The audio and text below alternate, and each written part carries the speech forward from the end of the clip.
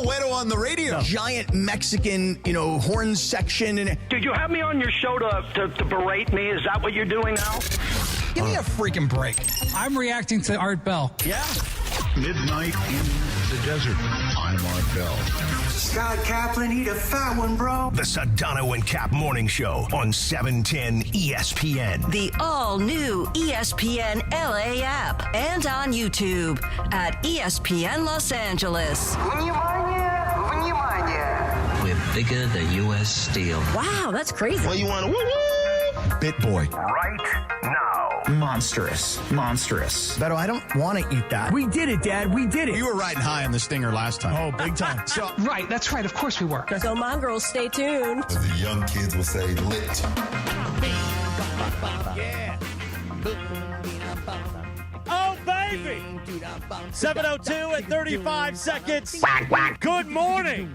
Welcome to a live imaging Tuesday presented by Providence on this 2nd of June, 2026. Can you believe it's the 2nd of June? Wow, I can't By believe it. By the way, you heard it in the open, Sedano. Did Scott Kaplan, an hour before the news broke yesterday, did Cappy speak it into existence that Myles Garrett would become a Los Angeles Ram? I told you those rumors were circulating. You guys were like, who's circulating the rumors? I'm like, me. I'm the guy circulating the rumors. That's right. I started the rumor. It's like a guy who goes to a baseball game and takes credit for starting the wave.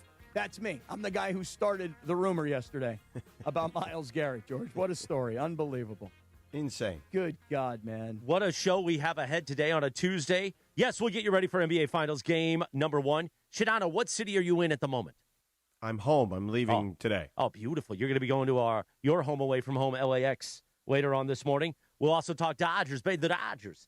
But scheduled to appear, Evan Cohen, as he does every Tuesday. He'll give us instant reaction. And, of course, him and Sedano will get ready for the NBA Finals. Andrew Siciliano will join us at 8:30 this morning. Voice of your Cleveland Browns. Plus, producer Lindsay Baseball is going to check in, probably still crying about Myles Garrett leaving to Los Angeles. And in the YouTube hour, the digital hour, and I know I'm doing a long out tease, but this is exciting. Yeah, it is. Tony Rizzo, Riz, I guess he would be what?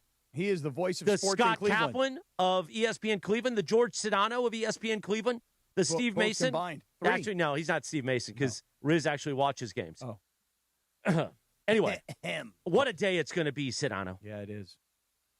Yeah, listen, honestly, when it broke, I had to double check to make sure it was the real Adam Schefter. Like, seriously, it was one of those where I was like, "This is this real?" Like, I don't know if I buy it.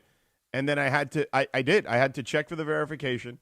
And then I had to, I don't know if it was like Luca levels of like, texting, because that day it was like I was texting Shams and texting people like, is this real? Like, Shams, did you get hacked? Mm-hmm. This was not that level, but it was just a notch below, I would say. Yeah.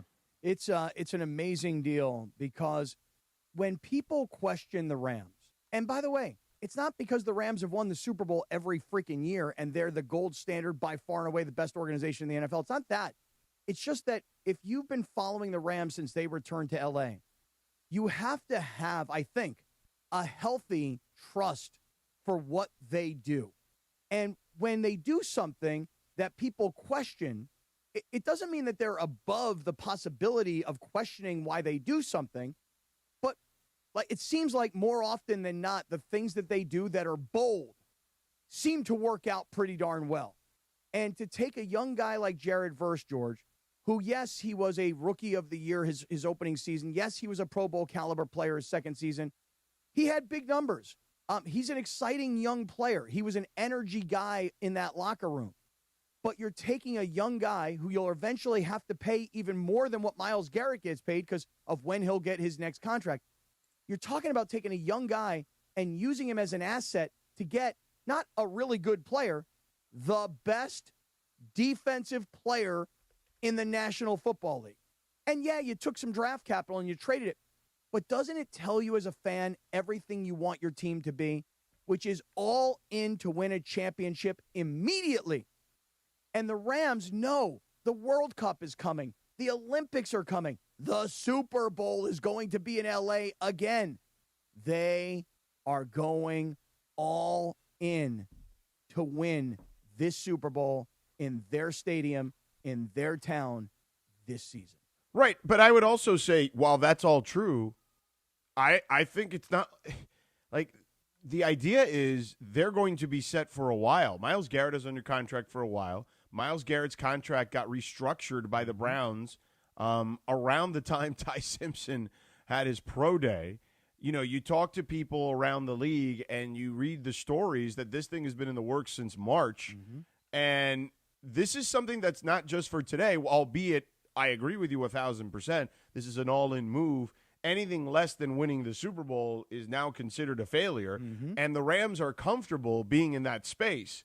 But it is that. It is absolutely more than just 1 year. He's 30 years old. Right. He's still got plenty of years left. Yeah, he's got 4 years left on his contract. It's really an amazing move. And I know there have been some people that have said, well, you know, wow, they got Myles Garrett, but all they had to give up was their 2-year player who's already a Pro Bowl caliber player, who's already got a lot of accolades to his career, plus a first-rounder of next year, then a second-rounder the next year, then a third-rounder the next year. And some people are like, well, I can't believe they gave up so much. And then there's other people who are like, I don't think they got enough, meaning Cleveland. Listen, this is the kind of trade that is, I'll use the word over and over again today, it's bold. When they traded Jared Goff for Matthew Stafford, yeah, that was a bold move. But Jared Goff had already been to a Super Bowl, and you'd already seen that the Rams thought they couldn't get any further with Jared Goff. They hadn't. So they went out and they got a veteran quarterback who had all the stats and none of the wins to prove it, and he took them to a Super Bowl championship. Let me explain something to you for maybe the uninitiated, and maybe even some Rams fans don't realize connecting these dots either. But the year that the Rams went 5-12, the year after the Super Bowl, okay? Obviously, we always focus on the McVay portion of that, and understandably so, okay? But what they were able to do that year was clear a lot of cap space. And they cleared a lot of their clutter in their cap space moving forward. That's right. They drafted incredibly well. Yep. So this notion of, they trade away all their first-round picks, F them picks, is not really the truth. Yeah, they'll trade their first-round picks for guys who are impactful, superstar-type caliber players, but they do a great job, as we've noted so many times here, of drafting well beyond the first round. And when that 5-12 season happened, they ended up drafting Puka. They drafted Verse. They drafted Young. They drafted Turner, Braden Fisk, all these guys, right? They hit on all these guys that we just named and more, by the way. That window gave them a chance to spend. Last year was Devontae Adams. This year was trading first-round capital for Trent McDuffie. Then it was signing him to an extension, by the way. They also followed by adding Jalen Watson from Kansas City.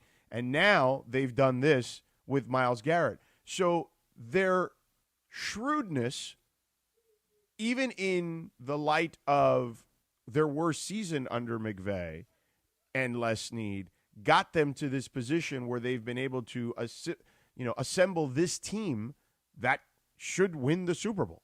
You just laid it out perfectly. Thank you for doing it. And for the uninitiated out there, you thank my boy Sedano for what he just explained to you. After the 5-12 season, they cleaned house. They refigured out and retooled how they were going to build for the future. And the future was last season, by the way. And the future was every season that you had Stafford. But they cleared everything out. They accumulated all these young guys because they knew that Aaron Donald was not long for the team, and that's another story for a little bit later on in today's broadcast. But by getting all those guys you talked about, a Kobe Turner, a Braden Fisk, a Byron Young, all these guys, they not only hit on draft choices, George, they hit on certain free agent acquisitions like a Puna Ford. How about a Nate Landman last year? When you talk about free agent acquisition, that was free. That's just scouting. That's not, maneuvering. That's just pure scouting and a little bit of luck along the way. So getting Myles Garrett today takes the Rams from, I think, they were only a few plays away from beating Seattle, and they definitely would have killed New England in the Super Bowl, to now saying, with Los Angeles, as it normally is, the epicenter of the sports world. Again, World Cup, Olympics, Super Bowl, all coming in a condensed period of time. the Rams have told the community, not just their fan base, the LA sports community, we are your NFL football team, and we do everything humanly possible to win. We're like the Dodgers. And that's what they want to be considered. Rams need to win, though.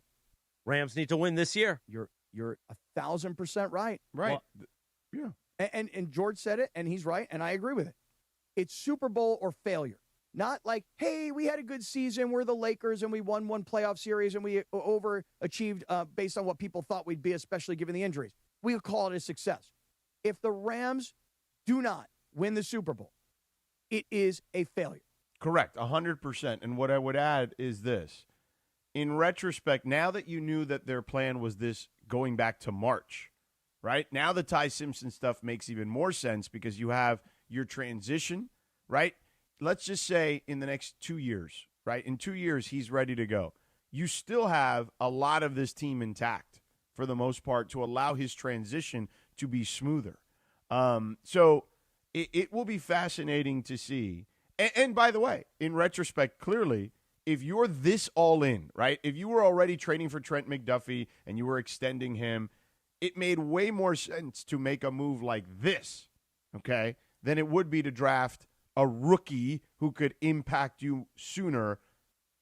A veteran superstar makes way more sense in that scenario. And by the way, listen, if you think Jared Verse is a good player, you're right, he's a good player. Jared Verse is a nice player. He's 2 years into his career. Does he project in the next 5 years to become what Myles Garrett is? No. He's good. He's still up and coming. He's excellent. Yeah, he's not even just good. He's excellent. No, but this guy is literally the best player in the sport that isn't a quarterback, and you can make the case he's better than a lot of quarterbacks. Listen, it's the difference between Jared Verse is a 7-sack guy and Myles Garrett is a 23-sack guy. He's 3 times more productive when it comes to sacking the quarterback. He's unblockable. And he's also very good against the run. So when you have a good young player, you call him excellent. He's good, very, very good young player, especially after 2 years. 33 tackles for loss on top of the 23 sacks. Right. That's Myles Garrett's numbers.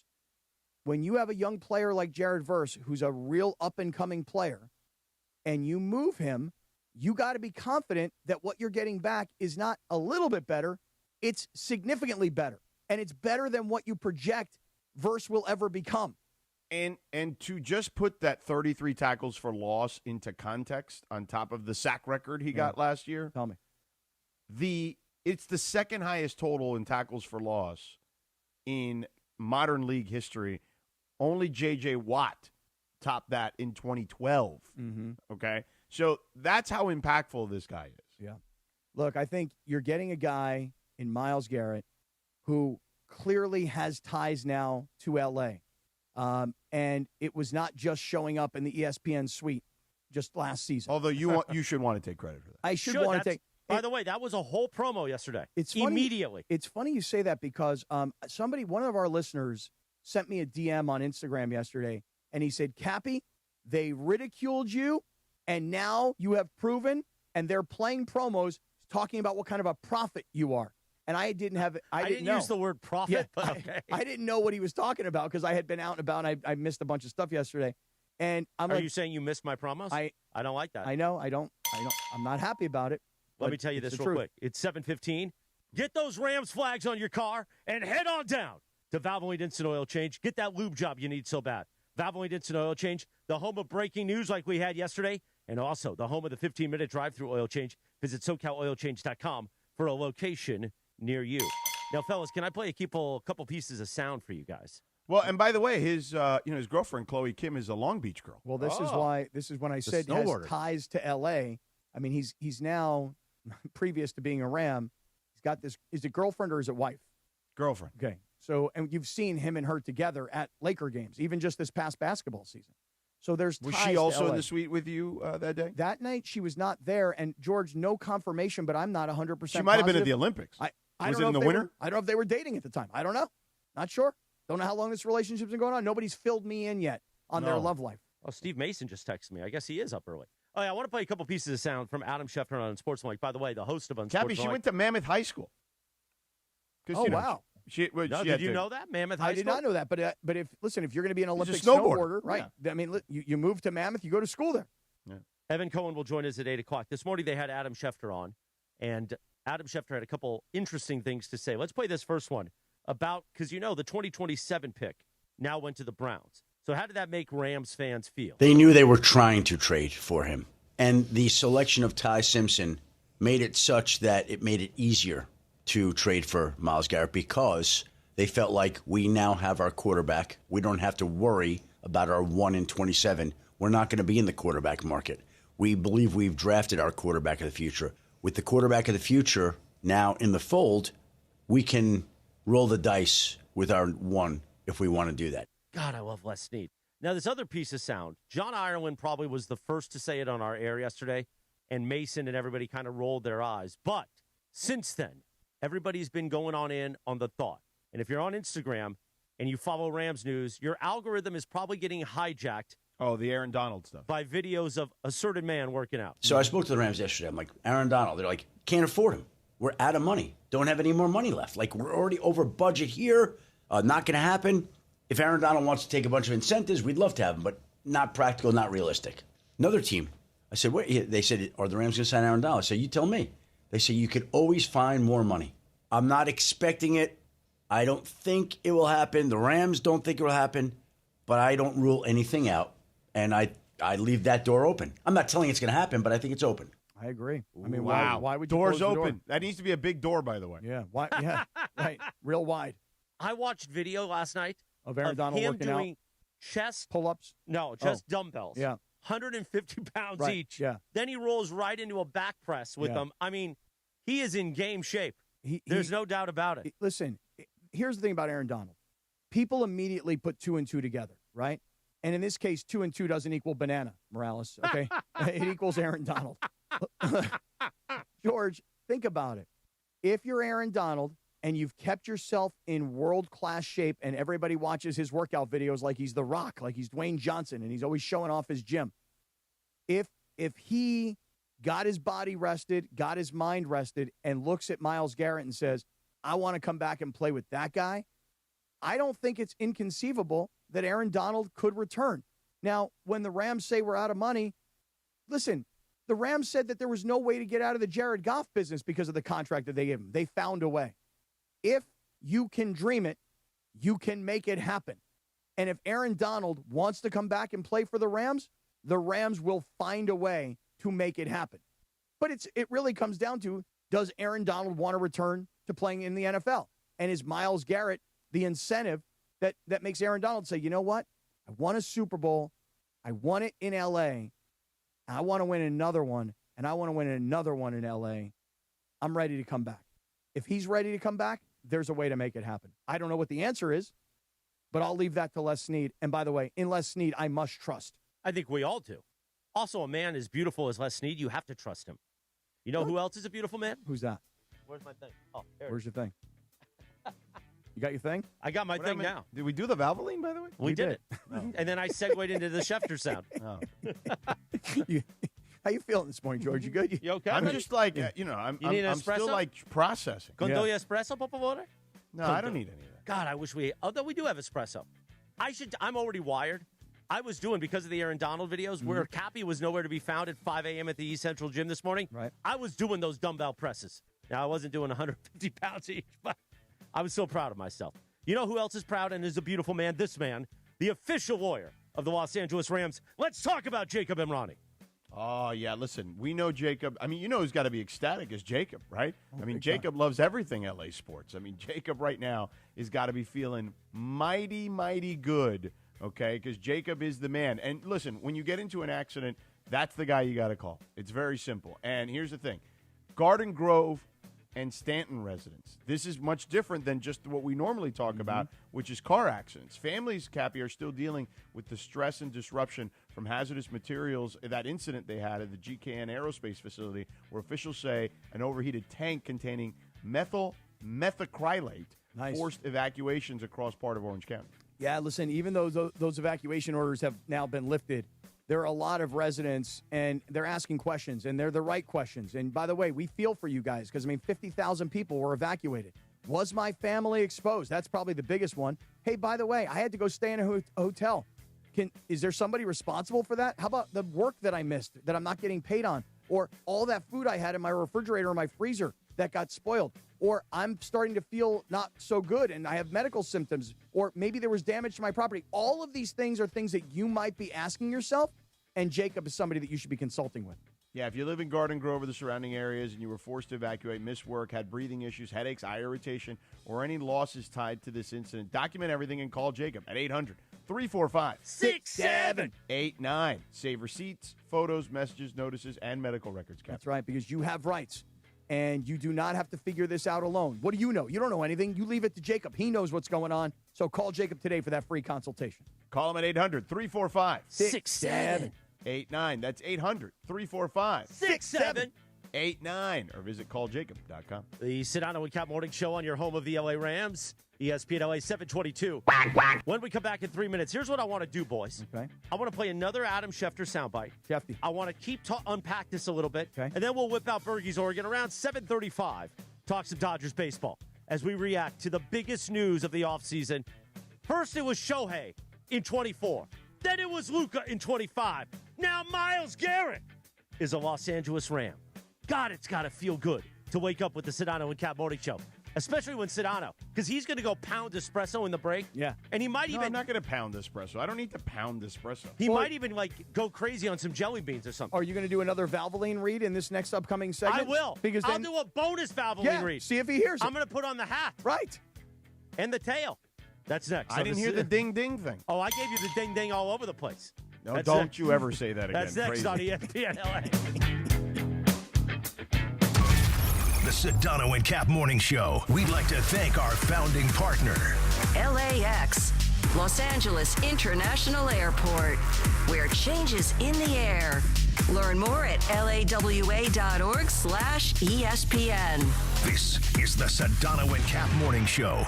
It's Bethel Duran, and you know how much I love my Toyota. And right now, the deals are sizzling at Northridge and Wondre's Toyota. Get a brand new 2026 Camry for just $389 a month for 36 months, $4,999 due at signing, or finance for just 4.99% APR for 60 months. What about a brand new Tacoma? I'm thinking of doing this. You can lease for just $279 a month for 36 months, $4,999 due at signing, or you can finance for just 2.99% APR for 48 months. In the 818, go see NorthridgeToyota.com. In the 626, WondrersToyota.com. At Uline, they know going the extra mile takes hard work.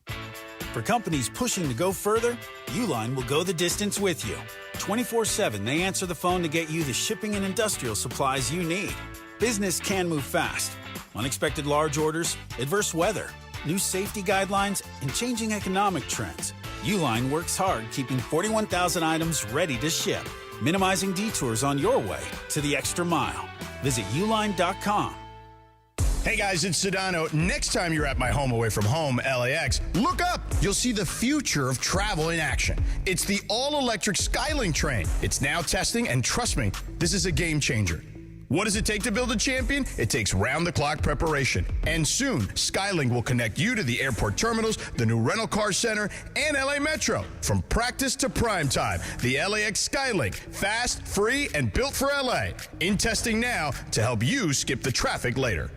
Looking for a vodka with standards? Blue Ice delivers. American made from Idaho potatoes, gluten-free, non-GMO, and only 64 calories an ounce. Enjoy the classic Huckleberry with lemonade or award-winning double espresso. Blue Ice vodka, premium taste, nothing extra.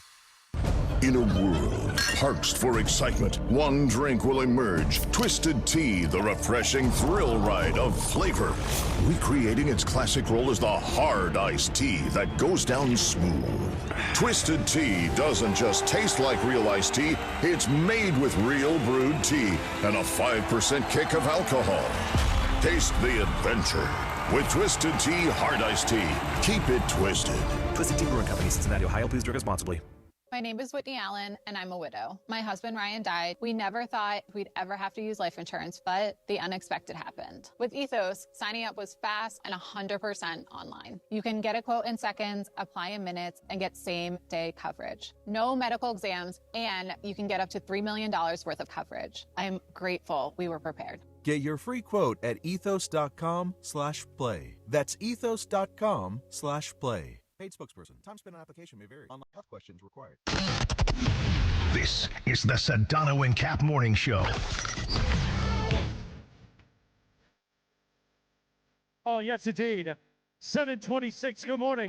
Cappy, I did give a shot of espresso. I got one more, too, just for Sedano. I also have decided no man. more $8 small coffees at Starbucks. I'm drinking our in-house coffee. It's good enough for me. By the way, we'll do it one more time. It's now 7:27. You know what you could have done in those first 27 minutes? What's that? Well, go see our friends at Valvoline Instant Oil Change. They're so good you can do it twice a day. Valvoline Instant Oil Change, home of the 15-minute drive-through oil change. Visit SoCalOilChange.com for a location near you. Now, Sedano, Bergie is going to do the organ around 8 minutes from now. He is in the brand new Pizza Hut content studio in the back. Looks money. I'll switch my hats to Pizza Hut in just a moment. But we'll continue to react to Myles Garrett, now a Los Angeles Ram. I want to play you guys this soundbite from Adam Schefter earlier on in Sportsmanlike about the chase the Rams have been on to get Myles Garrett. It goes back to 2022. That is how long the Rams have been after Myles Garrett. They've called the Browns on a regular basis all that time. I called the Browns. I speak to two people there. They could not have been more adamant that he's not being traded. We are not trading Myles Garrett. The Rams continued to call. And as they kept calling and offering more and more picks, it wasn't going very far. But then they included Jared Verse. And when they included Jared Verse, that changed everything. Because the Browns loved Jared Verse. And they viewed Jared Verse as a replacement, a suitable replacement for Myles Garrett. That's when it kind of went next level. That's when it got interesting. And that's when the deal ultimately got done. How would you like to be Jared Verse today, by the way? I mean, you're a 23-ish-year-old kid, 24 years old maybe, if that, and you thought, hey, I got the world by the you-know-whats. I'm going to be in L.A. for right. my career. I'm an L.A. Ram. The L.A. Rams are Super Bowl contenders. We play in the greatest stadium. I'm in the home of Hollywood. I go to basketball games, and LeBron is playing on the floor. I go to baseball games, and they win World Series. I'm the star of the defense. I've already got 2 years where I am like, I'm building credentials of like a real dude in this league. You know, rookie of the year on the defensive side and Pro Bowl caliber player. Guy who made a couple of huge plays last year. There was that one play where he scored the touchdown and he was looking at the sideline as he was rolling home. I mean, this guy's made plays. And he became, early on in his career, George, the emotional leader of this Rams defense. And then all of a sudden you get that wake-up call. And when I say wake up, whoa, this is a serious business. Cutthroat. They may love you, but they will trade you if they can get better. And Jared Verse got that business wake-up call yesterday, I'm sure, like, I didn't see this coming. Never heard a damn thing about it. I'm going from the Rams to the Browns, Super Bowl contender to perennial loser. That is a massive, massive wake-up call for anybody in any business, especially when you're a young kid. Yeah, I don't think there's any question. And it's, that part sucks for him. And look, I would imagine the fans, grew to really love him. I don't think there's any doubt about that. I mean, he was, to your point, a big personality. And, he was very effective and productive, especially for a young player. But, at some point you come to the realization, whether it's him, or, eventually the people around him and make him understand, like, this is arguably the greatest player at that position ever. I mean, this is a guy who is doubled on over 55% of his snaps. 55%. And he's still that productive. Half the game. Yeah. More than half the game, if you're the Rams defense now, you will be playing 11 on 10. And by the way, if you're playing like a quarterback who's not very mobile, you'll be 11 on 9 in that scenario. I'll tell you one other thing. I think that Myles Garrett could actually have such a monster year beyond 23 sacks. And I know that sounds ridiculous because no one had ever done it until he did. But, George, think about this. When you play in Cleveland, you play 8 or 9 home games a year. And of the 9 home games, probably 4 or 5 of them are in November, December, and it's slop. I mean, it's just beat up turf, mud, and it can be gnarly. And by the way, when you go on the road, you go to Pittsburgh, and it's virtually the same thing. Crappy. Right, yeah. Same thing. Now, when you go to Baltimore, you got a nice turf field to play on, and when you go to Cincinnati, same thing. So when you're playing inside the division, you're playing on some faster tracks. When you come to SoFi Stadium and you play 8 or 9 home games a year, you're not playing in a bunch of mud on a bunch of torn up turf. You're playing on a fast track of an artificial surface, which means better footing, and it means faster speeds, and it gives him even more opportunity to do what he does best, which is shut down the run and then go kill quarterbacks. So I look at the field that he's coming to. This is like super geeky stuff that I'm getting to, but I'm telling you right now, you go play 9 games on a natural grass surface where half of it is a muddy, sloppy track versus playing in a perfect condition, which he'll play in 9 games in L.A. in SoFi Stadium. He might even become more productive, believe it or not. Yeah, it's crazy, for sure. And here's the thing. In Cleveland, he's never played with a guy as good as Byron Young on the other side. And he's also probably not played with a group as good as this, because if you think about it, Mina Kimes tweeted this yesterday. Myles Garrett rushing next to the Rams defensive tackles Turner and Fisk, who were 5th and 14th in pass rush win league rate last year among DTs. And that doesn't even include the Byron Young aspect of this. He's playing on the best defensive line he's ever played. Wait a second. That's a great point, by the way. It is. I haven't heard that point being made yet. This is why George Sedano is delivering a masterclass this morning, Cappy. Well, I was really Mina Kimes' style. Well, that's fine. Well, But she you didn't have the still said Byron it. Young part. She just talked about the yeah. tackles. I just added the Byron Hopefully, Young Cappy, through osmosis, Yeah. through the satellite, you can get that knowledge that Sedano has. George, I'm going to try and one-up you. No, don't, please. No, I shouldn't do that. Go ahead. I shouldn't you do that? should. Go Listen, ahead. I'm going to try and one-up you here. Please go ahead. You bring up the notion that this is the best defensive line he's played on. By the way, keep in mind, he's played on excellent defenses in Cleveland. They've been outstanding statistically. Just that their offense stinks so bad, and they keep changing offensive coordinators, and they can't keep an offensive line healthy, and they have no quarterback. Come on. So all of those things. You got 90 seconds to make our tails wag. Here goes. You take Myles Garrett, you put him with that front 7, and what did the Rams do to their secondary to improve this past they added offseason? Trent McDuffie and Jalen Watson. So when you add a cover corner that is going to completely blanket one half of the field, usually a pass rush protects a secondary, or sometimes a secondary can give a pass rush a little bit more time. Now the Rams have a truly complete defense because they're going to have the pass rush, and when a quarterback looks to get rid of the ball quickly, there's Trent McDuffie, the all-pro cornerback, can't pass to his side. Now I got to scan and look to the other side. They have completely changed the way offenses will want to attack this Rams defense because they're great at all 3 levels now on paper. All right. That was pretty good. Pretty good. Made my tail wag Not a little bad. bit. Not bad. All right, let me read this real quick. Coverage and content of the 2026 NBA playoffs on ESPN LA is presented by Pechanga Resort Casino. Tune into Game 1 of the NBA Finals, Spurs Thunder, tomorrow night starting at 5:30 p.m. You'll hear George Sedano as part of the coverage on ESPN Radio and right here on 7:10 a.m. and on the all-new ESPN LA app in crystal clear digital audio. Play your perfect combination at Pechanga Resort Casino. Visit pechanga.com for more information. And Cappy, because they send doubles his way 55% of the time, let's play this out even further, okay? Now, all of a sudden, you know if you're Chris Shula and Sean McVay, where the team is going to slide their pass protection to. You know that they're going to run away from him more times than not, because to your point earlier, he's excellent against the run. So, all of a sudden, you've put these guys, Shula and McVay, at a statistical advantage just based on numbers, and they know what's going to happen. They know where your receivers are going to run routes because they don't even run receivers very often to his side. Like, you have, to your point, if you got McDuffie on one side and Garrett on the other, you have an inherent advantage. It's going to take an incredible offensive unit, offensive line, quarterback, receiver combo to be able to beat this Rams defense. Now, I'm not saying there aren't teams that can do that because the offense is always at a slight advantage because they know where they're going more times than not, and they can fool the defense, even a defense that knows what area of the field you're going to attack.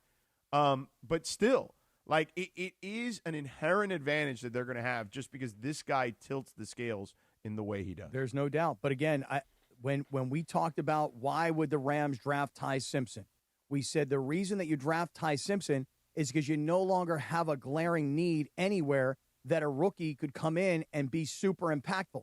So what the Rams did is they said, our biggest need is in the secondary. So they went out and they got an all-pro caliber cornerback who's early in his career, who's from L.A. and wanted to play for the Rams and wanted to be at home. And they took this kid, and he was their big offseason acquisition, which afforded them the opportunity to prepare for the future with a quarterback.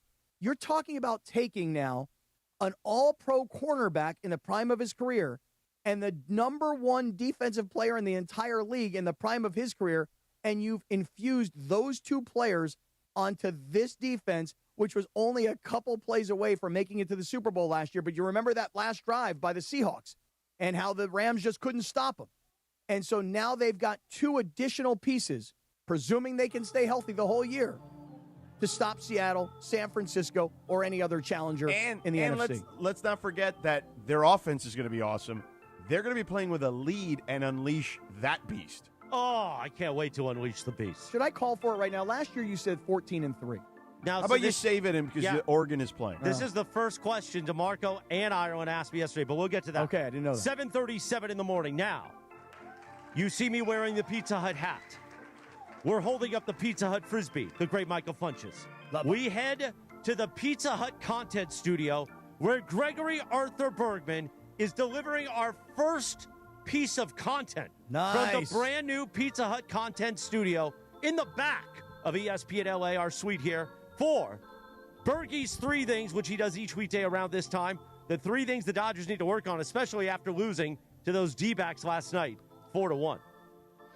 This place is fantastic. Have you guys been back here yet? Because this place is beautiful. We haven't. That's why we're throwing to you. Well, this is your maiden voyage. Yeah, I mean, back this there. is the original. I'm saying, you guys could have come back here and checked it out. Well, but me, anyway, me and Morales came back there. We kind of sat in the seats. We checked it out. We did a little rehearsal. You know what I'm saying?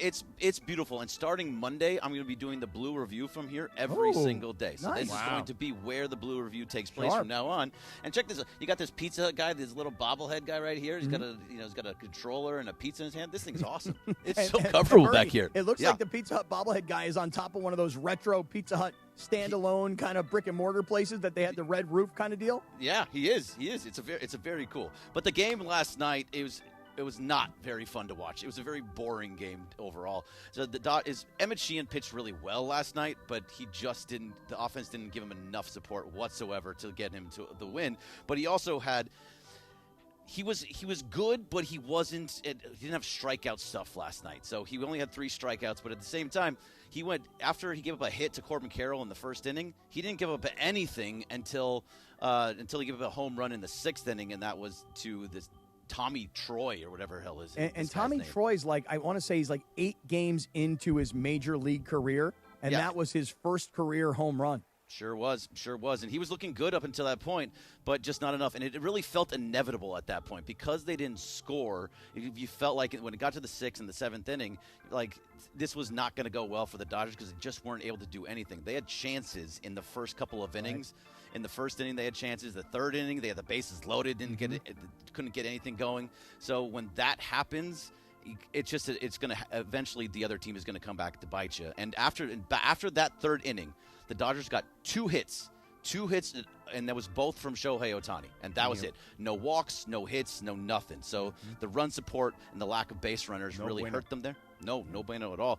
And so for this team specifically, if they get 10 to 15 base runners, because over this last period where they've gone 14-4, they've had 10 to 15 base runners every single night. Now that doesn't mean you're going to win every single night, and you're not going to bring them around every time. But when you have 10 to 15 base runners, you're going to get around 5 runs typically. And last night they only had 7 base runners, only 1 walk, and that just spelled disaster for them. And we talked about it yesterday, Sedano. Eduardo Rodriguez was really, really good in the WBC, and he's shoved against them earlier this season. He did it again last night. They had him on the ropes early on, couldn't get to him, and he just showed what he was for this entire year so far. Guy that does not throw very hard, but just gets you out, and he did it over and over and over again last night. Yeah, it was one of those games, Bergie. Me and Morales were sitting at the bar at the Dog downstairs here at LA Live. We're watching the game, and I'm like, all right, Dodgers got the bases loaded here. They're going to blow this game open real early and could not bring in a run. Yeah, I mean, look, that's happened to them, I feel like, a lot this season, and I think that stuff will work itself out over time. I think that, again, it's baseball. You're not going to have that happen to you the entire season, and eventually it will go the other way. No. Now, Eric Lauer tonight, right, on the mound? Yeah. Now, I'm not feeling too great about Eric Lauer on the mound tonight. He was good in his first outing last week, but he throws, again, a guy that throws a 90-mile-per-hour fastball, has a slow looping curve, but the fact is that he gets hit pretty often, and that's why he's been a journeyman who's moved from San Diego to Milwaukee to Korea over into to Toronto last year, where he was pretty decent, but he wasn't very good this year and gives up a lot of walks.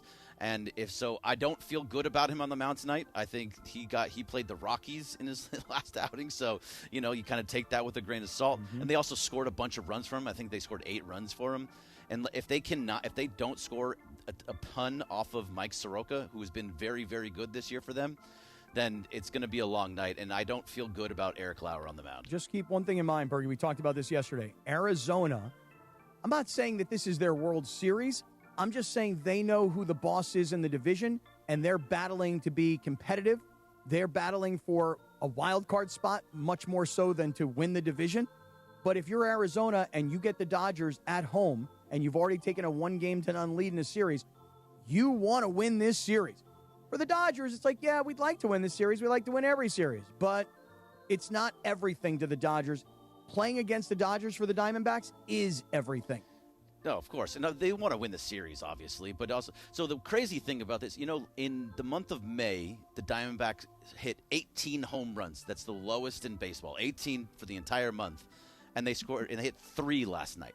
So that's just the way baseball, as Sedano likes to say, it's just baseball. Weird things happen, and that's kind of what's going on here. So if we come in tomorrow and I do the Bergie's 3 things tomorrow, and they lost this game, I'm not going to be surprised. I'm not going to be upset. It's just going to be one of those, I don't trust Eric Lauer. He's a guy that I don't think is going to last very long on this team just in general. And then you're maybe, if he goes and Snell and Glasnow are not back yet, you could see River Ryan. That dude's doing well down in AAA. Hey, well, next time. listen, he's the guy I think everyone wants to see. So I know Sonia Chen of MLB.com wrote a story about him yesterday, and it being the time for them to unleash him. I'll be curious to see if they do, because I think he is kind of their highest upside guy down on the farm, it seems like. So, and look, the reality is this, Cap. They play in the toughest division, arguably, in the National League. I know the Central's been fantastic, but if you look at the standings at the moment, obviously the Dodgers are the division leader, but the Padres and Diamondbacks are your 2 wildcard teams. Mm-hmm. So that's right. Hey, Bergie, one thing about you being in the Pizza Hut content studio now. I love this place. I want to make a suggestion to you. How about you suggest it on the other side? It's just Pizza Hut related. Okay. What's that? I mean, we can stretch it. It doesn't matter. Well, I'll tell you, talk about Pizza Hut all day if you want. On the other side, George, I'm going to tell you this. I mean, who doesn't like talking pizza? I do. I love talking pizza. But I'll tell you this. On the other side, I'm going to tell you this. For everybody that's ecstatic about Myles Garrett, I'm going to tell you who's pissed about Myles Garrett. How about that? Okay. And then are you going to tell us something about Pizza Hut again? Well, yeah, I just want to suggest. I want to just quick. suggest one thing to you, Bergie. Next time, perhaps you think about getting one of those Parmesan cheese crusted pizzas, because they're so good. That crust is amazing. Right. So just think about that. You're in the Pizza Hut content studio. Get yourself one of those crispy, golden, cheesy, crunchy bites where you got that Parmesan pan pizza. That's all I'm thinking. Wait. Can't wait. We should order some pizza for the next time you use the app, Cap. Maybe we'll do it tomorrow. Absolutely right. And Cappy's going to be in the Pizza Hut content studio later on in our digital hour after we talk to Riz. Thank you to Bergie for his 3 things. We do it each weekday around 7:30. Don't miss the Blue Review tomorrow morning at 6:30 a.m. Presented by LAX, Gregory Arthur Bergman, and Marcus Grant. It is a live Imaging Tuesday presented by Providence. Let me tell you about the people that saved my life. Not just Pizza Hut, not just Valvoline, but how about Providence? They make Live Imaging Tuesday possible. And men, Providence reminds you to stay in the game by prioritizing your health. Take your blood pressure every morning. Take it every night. Yeah, Cappy, I'm looking at you. Don't do it. Even though everything's fine, guess what? That's how it sneaks up on you. Many of the biggest risks in our health as men, like heart disease, cancer, and diabetes, can develop without warning. Are you checking your numbers? Are you getting annual checkups, routine screenings, and knowing your numbers like blood pressure, cholesterol, and, of course, blood sugar? You can take control before problems start. Talk to your doctor about important screenings like the prostate, the colorectal cancer exams, Stay active with regular exercise like I was doing at the East Central Gym. Cappy was spotting me this morning, or at least I wish he was. Eat a balanced diet and don't overlook your mental health. Prioritizing sleep, managing stress, and staying connected are just as important as physical fitness. Providence brings together the best minds in men's health, keeping you in the game with expert care and compassionate support right here in Southern California. Protect your health and get back to the moments that matter most. Learn more at Providence.org. Providence, caring with compassion in Southern California. Excuse me, I kind of hiccuped there. You know who's not going to hiccup? I am okay. Sure? Lindsay Baseball. She is on the line and on hold. She will join us next, live from Cleveland, as we continue reacting to the Myles Garrett news right here on your morning show, Jack. The Sedano and Cap Morning Show on ESPN LA. The Sedano and Cap Morning Show. Hey guys, if you're heading into summer without a medical emergency kit, you're taking a risk most people don't think about until it's too late. Summer colds linger and can turn into sinus infections that could last for weeks. Getting sick right before vacation can derail everything. And when you're traveling, finding a doctor and a pharmacy can be really stressful. That's why I ordered a medical emergency kit. It's like having an urgent care and a pharmacy right at home. It includes essential prescriptions like amoxicillin and generic Z-Packs to treat wide ranges of common and serious illnesses. So if you wake up sick, at home or on the road, you already have what you need. No waiting for your doctor, no hours at urgent care, no pharmacy lines, no copays. You just match your symptoms to the right prescription in your guidebook, or you call the telemedicine doctor standing by. Start on your bed sooner and feel better faster. Every home needs at least one medical emergency kit. Order yours online in minutes and it's shipped to your door. Save $45 with our promo code 710 at urgentcarekit.com/710. Promo code is 710 at urgentcarekit.com/710. Hyundai gives you America's best warranty on every new vehicle. It includes a 10-year, 100,000-mile powertrain limited warranty, plus 24/7 roadside assistance. That's peace of mind from Hyundai. And these days, that's priceless. Get 0% APR for 60 months, plus 0 payments for 90 days on the Hyundai Tucson. See your SoCal Hyundai dealer. Offers end June 1st. Call 714-568-7676 for details. America's band, the Beach Boys, celebrate 250 years of the USA. Live, the Beach Boys. June 28th at the Pachanga Summit. Get reserved seats now at pachanga.com. Celebrate 250 years with America's original, the Beach Boys. Saluting 60 years of Pet Sounds. Oh.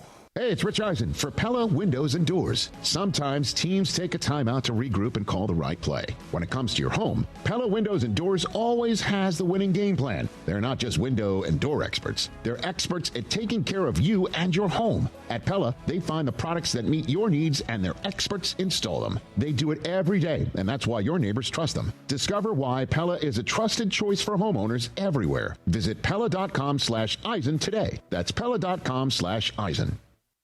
Switching to Progressive is a game-winning call. And that reminds us of other game-winning calls in the history of sports. So it was the fourth quarter and we're down by 5. Sweat pouring down my face. Suddenly it hit me. If only I could wrap part of the towel around my forehead. And that's how I became the first basketball player to wear a headband. Okay, not really a game-winning call, but it was a good call. You can make one too. Switch to Progressive and you could save hundreds. Progressive Casualty Insurance Company and affiliates, not available in all states. Hey, this is Rich Eisen. You're starting your day with the Sedano and Cap Morning Show on ESPN LA. Don't forget my show. The Rich Eisen Show is coming up this morning at 9 on 710 ESPN and the all-new ESPN LA app. Now, back to the Sedano and Cap Morning Show. 7:50 on a Tuesday. A live imaging Tuesday presented by Providence. Oh, we got so much to react to. But Cappy, on this day in 2001, the #1 hit, Christina Aguilera, Little Kim, Maya and Pink, Lady Marmalade. Their remake of the Patti LaBelle song from the 70s. C'est soir, Cappy, c'est soir. Yeah.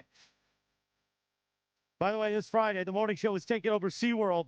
Join Cappy, Morales, that's me, and Bergman from 7 to 10 a.m. Take the plunge into the brand new shark encounter. See jaw-dropping shark species and learn to feed them with a trainer. Bam!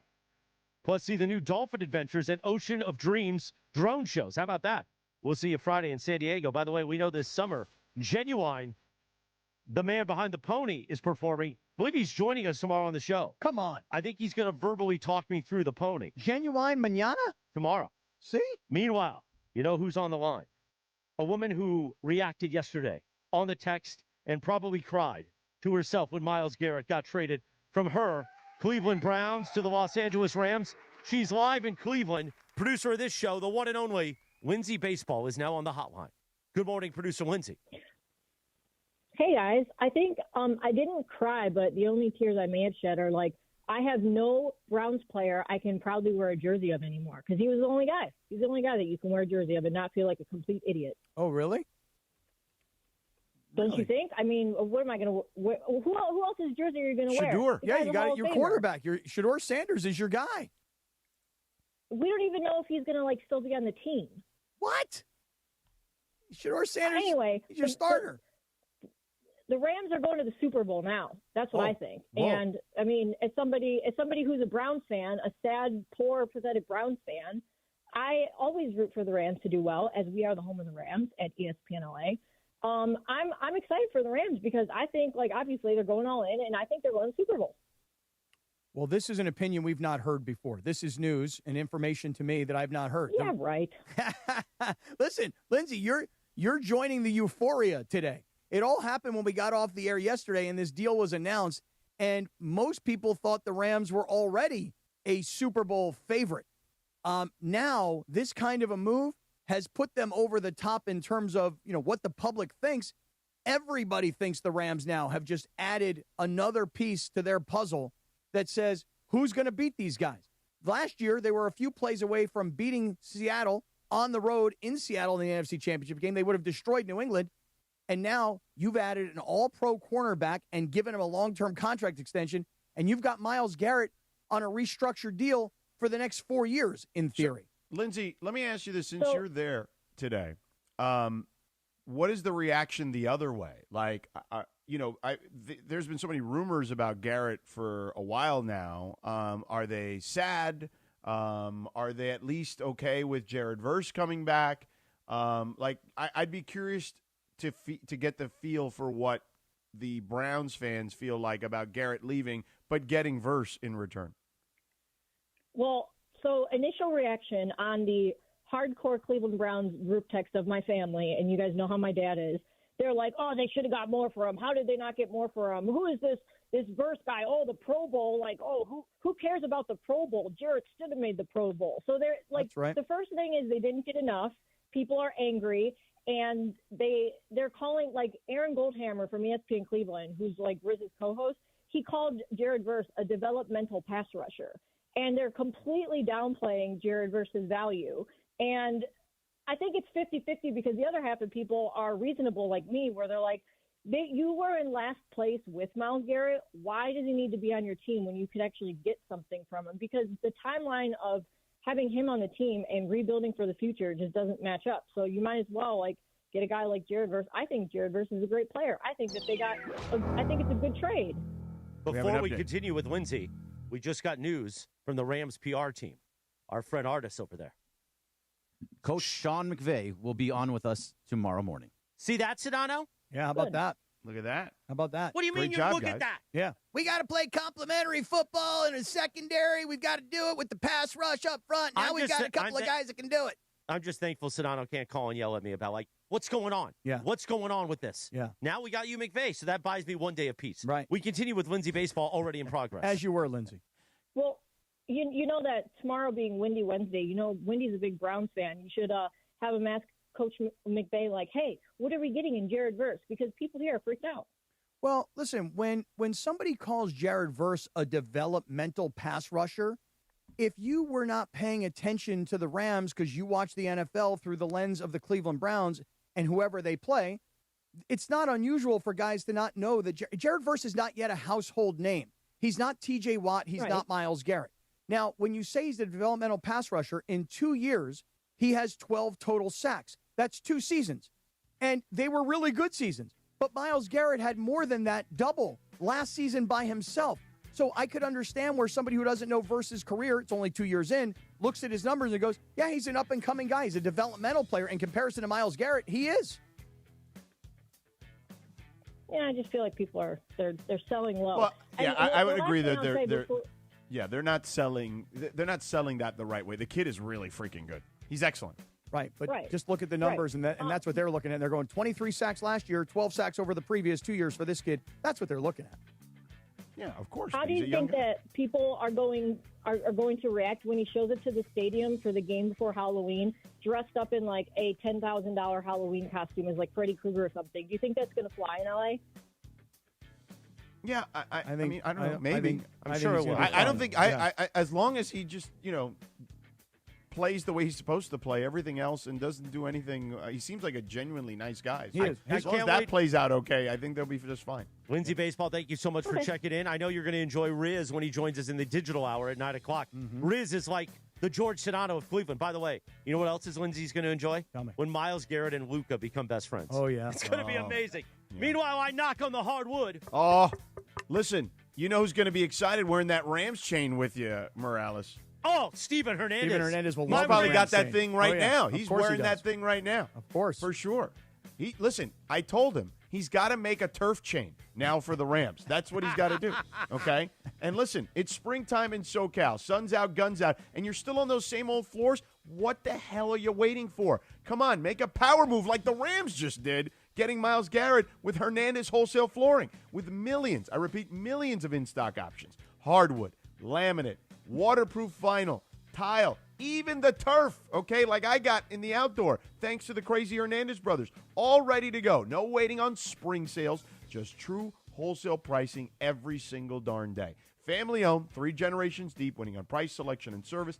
Extra savings for first responders, militaries, and veterans. And of course, price match, bro, for everybody. So this spring, upgrade your whole vibe. Hit the showroom right off the 5 freeway next to the Commerce Casino. Check them out on the web at HernandezWholesaleFlooring.net. That's HernandezWholesaleFlooring.net. Hernandez Wholesale Flooring. No games, no gimmicks, because no spring sale beats wholesale. Thank you, Sedano. 7:58 on a live imaging Tuesday presented by Providence. We approach 8 o'clock at KSPN Los Angeles, a Good Karma Brands radio station. Jam-packed 8 o'clock hour. Evan Cohen, host of Unsportsmanlike, will join us. And at 8:30, friend of ESPN LA, the voice of the Cleveland Browns, Andrew Siciliano. He will join us at 8:30. Plus Tony Rizzo in the 9 o'clock hour. What a day to celebrate. Myles Garrett is a Los Angeles Ram. And you're starting your day with the Sedano and Cap Morning Show on ESPN LA. ESPN LA may sound one way on AM. But you know where it sounds best? You guessed it, crystal clear digital audio. Crystal clear digital audio on the all-new ESPN LA app. Just search ESPN LA wherever you get your apps. And you can always watch LA's mega sports station live or on demand on our YouTube channel at ESPN Los Angeles. Hey guys, it's Sedano. Next time you're at my home away from home, LAX, look up. You'll see the future of travel in action. It's the all-electric Skylink train. It's now testing, and trust me, this is a game changer. What does it take to build a champion? It takes round-the-clock preparation. And soon, Skylink will connect you to the airport terminals, the new rental car center, and LA Metro. From practice to prime time, the LAX Skylink. Fast, free, and built for LA. In testing now to help you skip the traffic later. All right, guys, real talk. Are you a crust lover or one of those crust leavers? Because I got to tell you, Pizza Hut's new crispy parm pan pizza is next level. It's the original pan crust you already love, but now they've baked Parmesan cheese right onto the edge. I'm talking crispy, golden, cheesy crunch with that soft, fluffy inside. Grab a medium, one-topping crispy parm pan for just $11.99 or go large for $3 more. Order now at pizzahut.com or on the Pizza Hut app. No one out-pizzas the Hut. Limited time offer. Additional charges for extra cheese, toppings, and recipes. You ever drive past a building and think, somebody really built that? Right now, there's an opportunity to be that somebody. If you're looking to get into the masonry trade, tile layers, marble masons, caulkers, brick and block layers, this is real hands-on work with real rewards, top wages, full benefits, and some of the best apprenticeship training out there. Build a future that lasts. Join the union that's got your back. Call 626-739-5600 or visit BAC4CA.org. Call Jacob. Hey, Cap, every day we talk about how challenging it is when you get into an accident. Obviously, you're dealing with the emotional aspect of it. Your car is totaled. So when your car's totaled, who do you count on, Cappy? You count on Jacob and Ronnie, and you call them at that number that everybody knows because there's billboards all over town. Everybody knows this number, 1-800-345-6789. That's right. Yeah, and here's the thing. You got to call him because you're going to start getting calls from all sorts of other people. Like an adjuster calls you. Who are you going to count on when the adjuster calls you? You're going to count on Jacob and Ronnie, and here's the thing. Don't talk to these adjusters. Don't all of a sudden start telling them, oh, man, I know this is my fault. Oh, I'm sorry. No. Don't talk. Do not talk. You call the number, 1-800-345-6789, and you let Jacob do the talking. You call Jacob, 1-800-345-6789. Accident or injury, call Jacob and Ronnie. Call Jacob, 1-800-345-6789. Call Jacob. 8:02 in the morning. The Sedano and Cap Morning Show will return with Evan Cohen in about a minute. But let me tell you about today. It is a live imaging Tuesday. Children's Hospital Los Angeles. We did so much amazing work for them back last March for Make March Matter. We're getting ready for Saturday. You hear us talking about it at the Santa Monica Pier Saturday morning. I'll be broadcasting live from 8 to 11 a.m. The Walk and Play LA. Let's raise money for the kids. Join Team ESPN LA. Go to ESPNLA.com right now. Now, I'm on the air for 9 hours today. I know it's a lot. For every hour I'm on the air, I will donate $25 today for Team ESPN LA. So go in when they say team name. When you click to the ESPN LA, go to ESPN LA, click the big logo. You'll be there. Put in ESPN LA. If you can't join us Saturday to walk with us and press the flesh, at least donate. Help the kids and use the code PLAY, by the way, PLAY, and you'll get $10 from CHLA towards your donation. Go to ESPNLA.com, click the logo for Children's Hospital Los Angeles. $25 an hour I'm putting up. So is Cappy, right, Cappy? Oh, look at Cappy's face. He's like, oh, man, I don't want to put that money up. I think actually it sounds pretty good. Like we'll find out how much money Evan Cohen's going to put up in 1 minute from right now. That's the ease at which you get information. You want it, you get it. Like that. Ask your phone. Group chat. Smartphone. You're always connected and informed in real time. No waiting. So if you're diabetic and still using finger sticks to read your blood sugar, what are you waiting for? Knowing your blood sugar levels instantly is important for managing diabetes. Call US Med at 888-665-0696. To learn more about continuous glucose monitors, a real-time instant method to track your blood glucose, US Med is an approved provider for Medicare and over 1,000 private insurers. And the best part? Call 888-665-0696 and we'll give you a free insurance benefits check today. So call 888-665-0696 today. That's 888-665-0696 and manage your diabetes as easy as... This is the Sedano and Cap Morning Show. 8:04, good morning.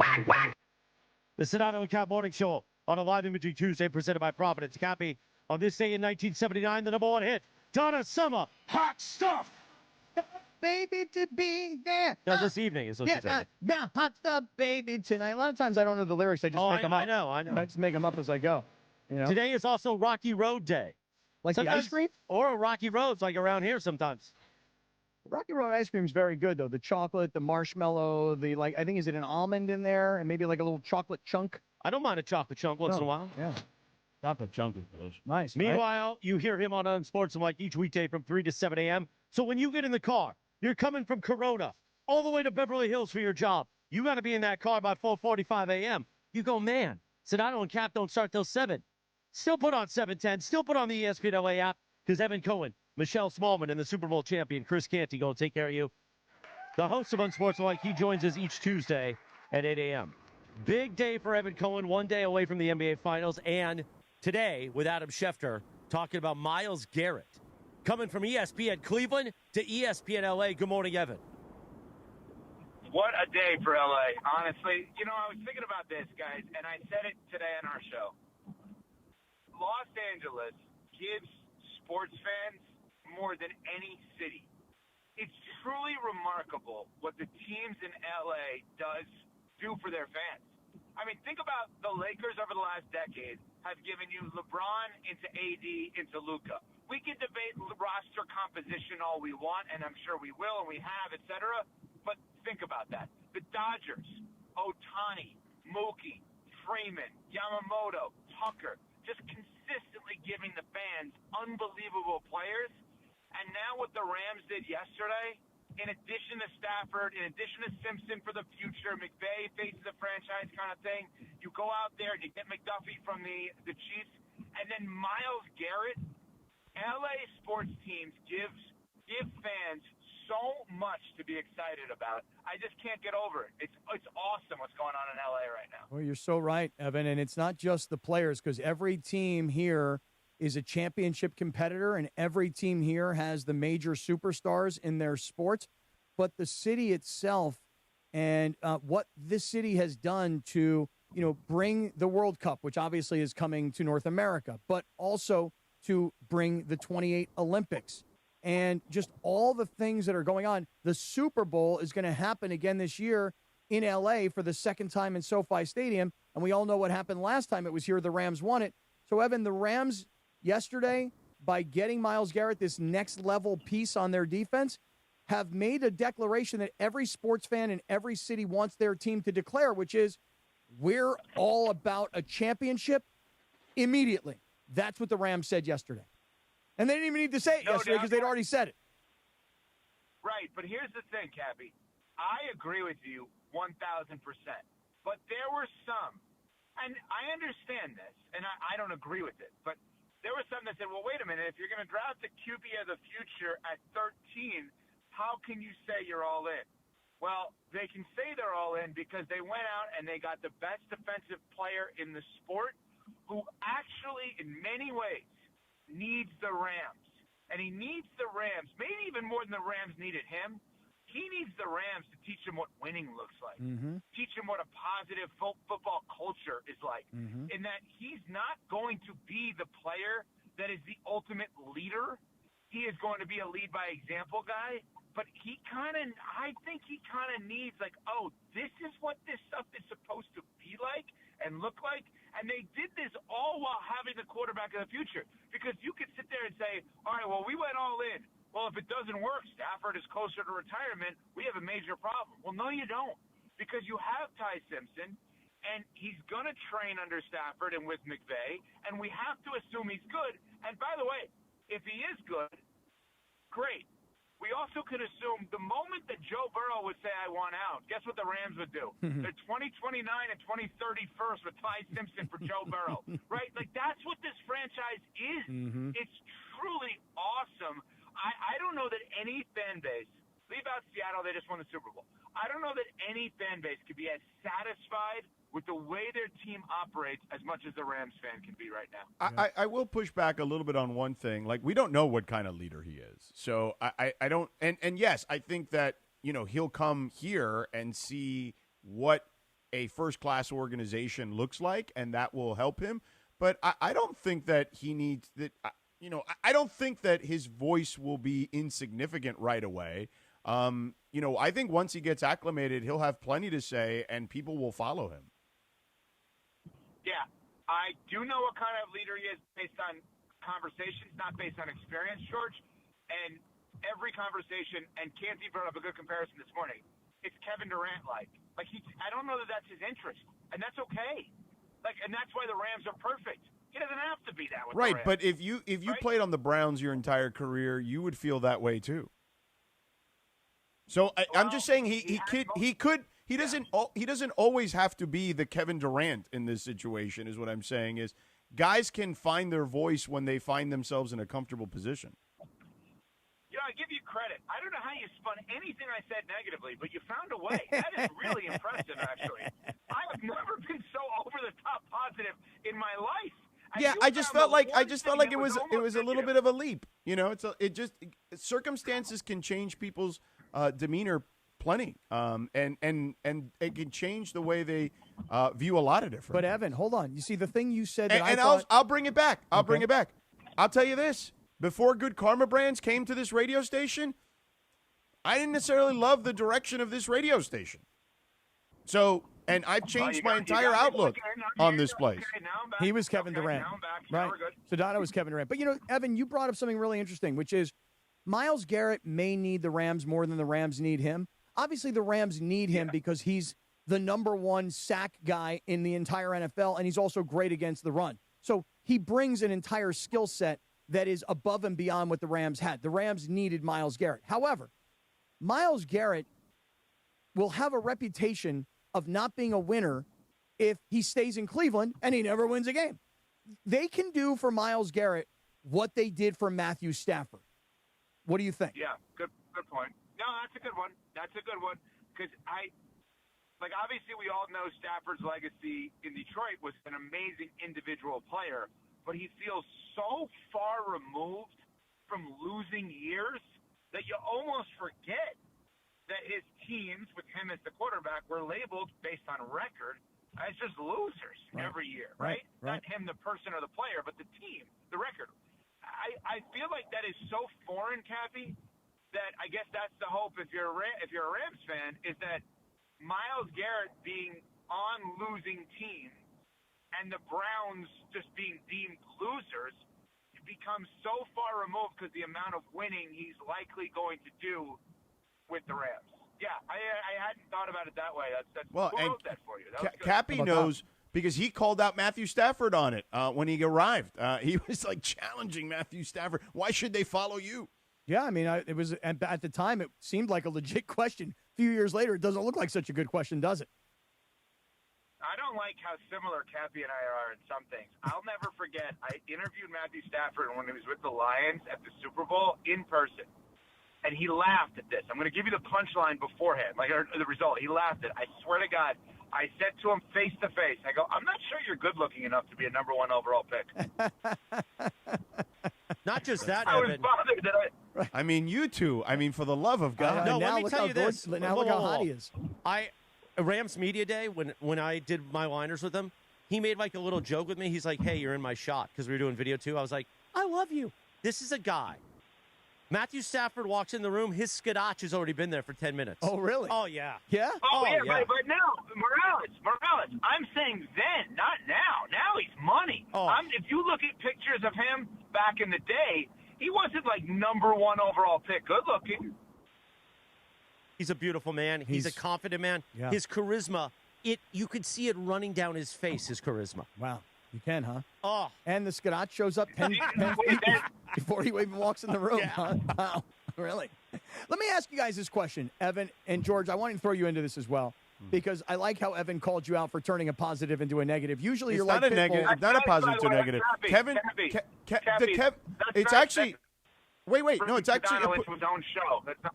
It's actually a pushback on. If Canty was the one who made that comparison, it's a pushback on Canty. Kevin Durant lived a charmed life. He was in OKC where they had tons of success. He was in Golden State where they had tons of success. He just was never happy, quote unquote. Myles Garrett has been in NFL Siberia his whole career. Everybody would be annoyed by that. And performing every single year. Performing. But I think that, but George, I think what's cool about this is from those, because the information is from former players who know him, right? I think he's going to be thrilled to be in a winning environment where Matthew Stafford has no problem being the guy front and center. Or, I don't know, who else would – I mean, we interviewed Quentin Lake a few weeks ago. My God, is that guy a good guy. Like, other guys that, would be fine being front and center. Sure. Devontae He doesn't Adams, have to be that. Yeah, Aaron Donald, by the way, was not the rah-rah leader guy. Which, okay, let's go there, by the way, before Cappy, you go. I asked Schefter this morning. He said, as of now, he doesn't think he's coming back. Do you guys think he's coming back? Well, I heard what Schefter said about, the Rams saying we don't have any money left. But I would just say this. The Rams have always proven that if they want to get something done, they find a way. When they signed Jared Goff to this long-term contract that looked like it was just completely not movable in any way, they found a way to get rid of Jared Goff and get Matthew Stafford. If Aaron Donald wants to play, and I assume the Rams would love to have him back, there is a way to make it happen. Don't know what that is. I'll leave that to Les Snead. That's what I thought. And by the way, with the kind of teammate and winner that Stafford now is, conversely to where he was when he got there, I bet you he would already, even though he just signed a contract extension, I bet you would already try to rework it for Aaron Donald if he could. And by the way, I bet you Myles Garrett would do the same thing. I think so, too. Well, he already has. Schefter said to us today that Myles Garrett has already reworked his deal with the Rams to make sure it was clean in terms of the salary cap stuff and not ask for more money. So he's already off to a good start with the Rams. Yeah, and let me tell you one thing, Evan, about being around the Rams organization. This is going to sound very cliche, but I promise you it's true. They just do things differently than everybody else in the NFL. And Sean McVay. Oh, I've seen it. Yeah, I agree with Sean McVay has a totally different type of relationship with his players than every other coach in the NFL. And everybody tries to duplicate it by thinking that if you get a younger coach, they'll be more relatable. I'm just telling you that Myles Garrett will pull into a situation where in Cleveland, because of that owner, and because the owner was always meddling with the coaching staff, no one could ever just do what they do. When he comes here and he walks through that building, he will find it is a completely refreshing environment and one where everybody just wants to give everything they got because it all emanates from the coach. So Myles Garrett is walking into an amazing situation. Cappy, behind the scenes a little bit, I can tell you, like years and years and years ago, I don't remember when, but Sedano and I were on the phone, and I remember George saying, like, nah, they're different, this group. But I'm like, what do you mean? He's like, McVay joins us, whatever it was, weekly, monthly, whatever it was. Like, this guy is just, like, different in the way that they approach things, the way that they are with us. They're, like, around, like, their media days.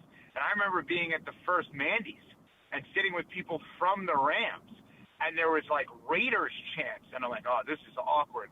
And they so got it of, like, no problem. Like, the Raiders were here forever. We're kind of new-ish again. Oh, my God, what a healthy, smart approach.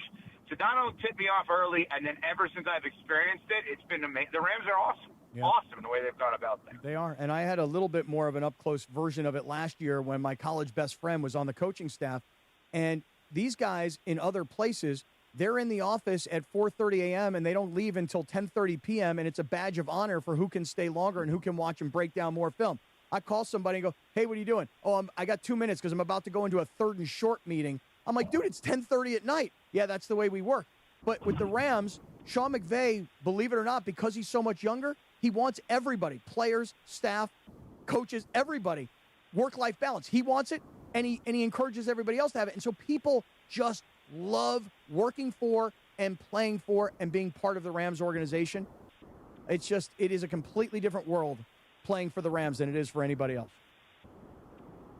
That was a good dismount right there. I love that. I thought it was great. And you're right. You're 100% You know what I mean? right. Just sort of a little dramatic silence right there at the very I end. get it. Yeah. Well, I don't know what you want me to say. I thought that's where you guys kind of pick up. You know. So what we were talking about earlier was, this is a guy that, gets doubled 55% of the game. Like, that's literally what happens with him. Like the Rams, who already are going to have an incredible offense, who will have a defense that has now been shored up because, let's not forget, they added Trent McDuffie in the offseason too, by trading the 30th pick in this past draft. They are going to be in a situation where, because of Myles Garrett and how he tips the scales defensively, that they're going to be playing with a lead. He's going to be rushing the passer a ton, and that means they're also going to be playing like 11 on 10 in most situations because he's getting doubled defensively. They are seemingly great with everything. So let me ask a Sedano question then. Back to Sedano. Yep. If there is a weakness, what is it? I got to ask a negative question now. If there's a weakness, what's the weakness? Maybe special teams still, I guess. I don't even know if that's considered a weakness. I mean, they sort of handled it all year last year, right? I mean, they went out and they got rid of their long snapper. They weren't happy with him. They got rid of their kicker. They weren't happy with him. I'm sure that there will be a new punt returner this upcoming season after what happened last year in the NFC Championship game.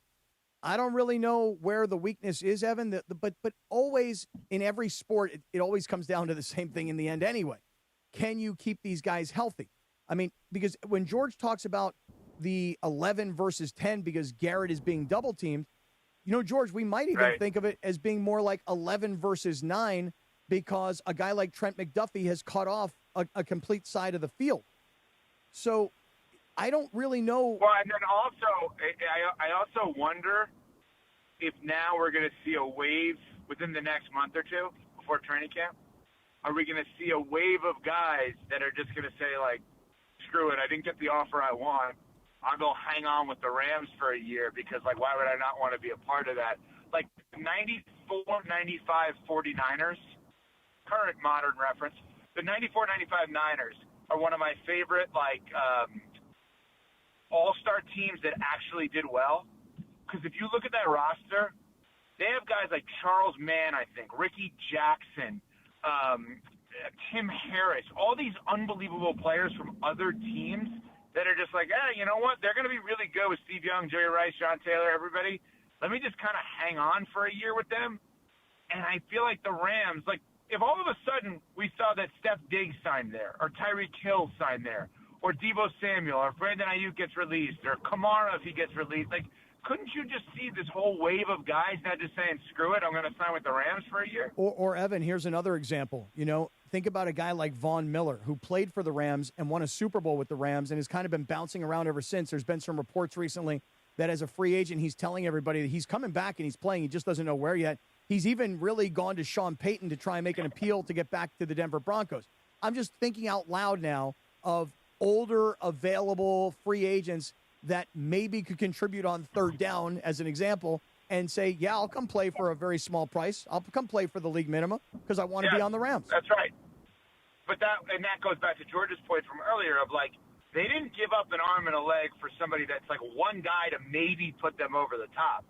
They gave up an arm and a leg for someone in his prime to fit with what they're doing right now and be awesome at it right now.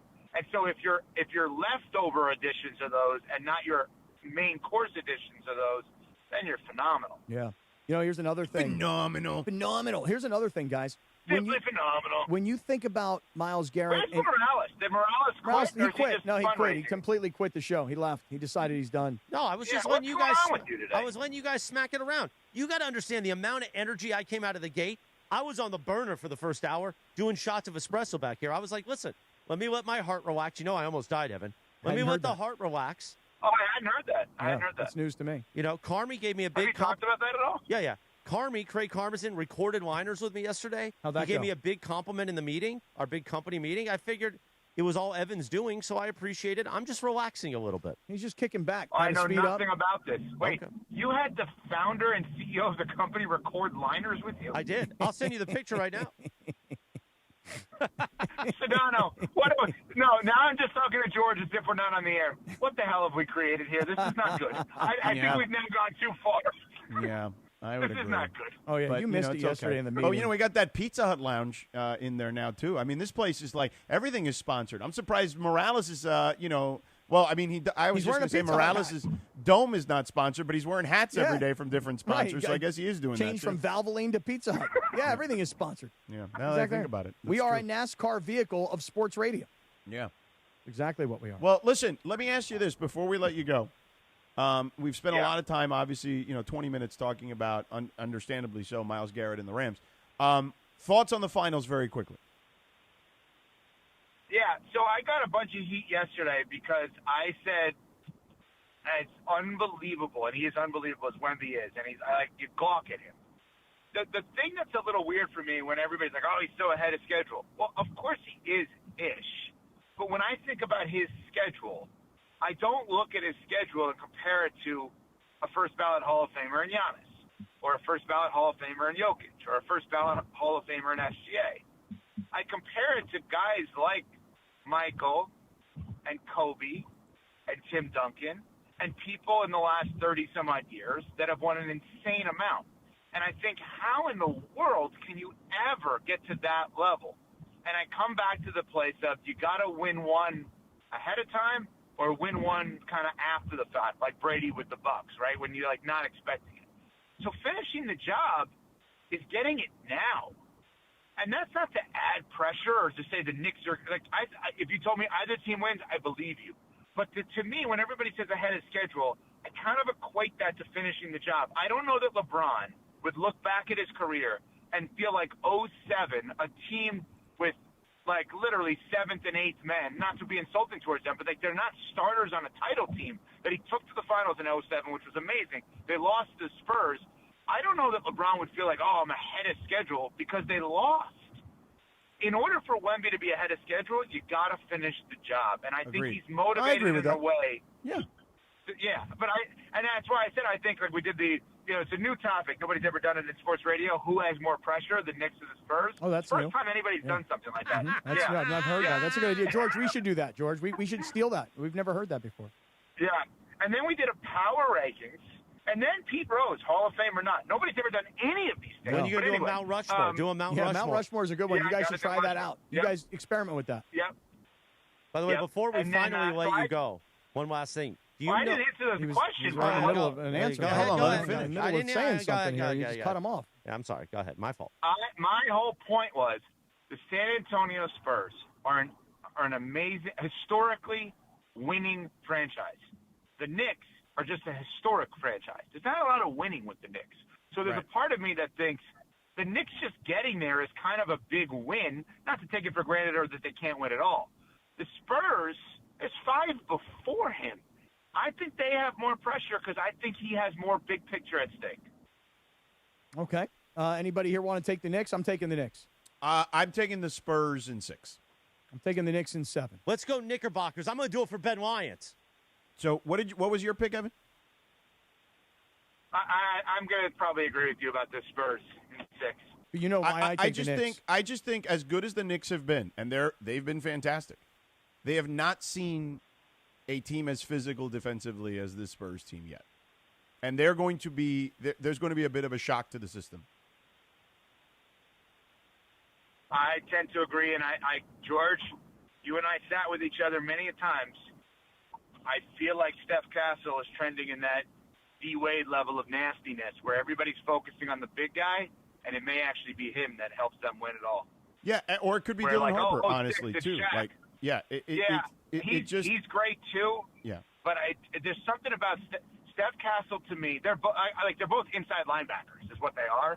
But there's something about Steph Castle that he feels like he's just trying to hurt you. Well, I don't mean that in a bad way. Look, here's the best compliment I can give him. In that last series where I was at, I mean, that was as physical a series as I've ever seen at any level. Finals, conference finals, whatever. And he was, and he stood out as how hard he was playing in a series where everybody was playing hard. That's right. That's right. Morales, you're going to like this. Watch this localization. Oh, thank Lakers you. fans, Steph Castle is one of the many reasons that they went all in for Danny Hurley because he produces players like that. That was good. Good way to That bring was it back. nicely done. Way to Nicely bring it done. back. Yeah, thank God they didn't get Danny Hurley, though. Thank God the Lakers Oh, didn't my hire God, him. thank God they didn't do Oy that. vey. They're way better off with JJ. Danny Hurley would have lasted 3 months. Yeah. Last thing, Evan. Are you aware that Michelle Smallman blew us off last Thursday? I'm not. Yeah. Is that true? Well, now you are. Now you are. Blew us off. By the way, about that, Evan, I'm getting. I'll be in New York. I'll be in New York for a couple days. Let's make a thing well, happen. which date? Let's have a lunch. Yeah, do a beautiful thing. What is that? What is that voice I like you're doing? that. That's know, a we could probably Francesa do an voice. outdoor lunch, too. I like the idea of an outdoor lunch. Oh. Yeah, it's nice this time of year. Yeah, Tuesday's an easy day. Yeah. Do you know, by the way, do you know that Sedano, I went to dinner with him one night 100 years ago in the city. Yeah. And it was Sedano and his wife. And they're like, oh, we found this place near your apartment. Let's just give this a try. So I'm like, oh, I don't even know it. This is probably literally over 10 years ago. To this day, it's my family's go-to restaurant because Sedano found this place with this random, you go through the restaurant, then you go out back, and there's this enclosed, courtyard in the middle of New York City, which has no courtyard like this in a restaurant. It's one of the most beautiful restaurants you'll ever see in your life.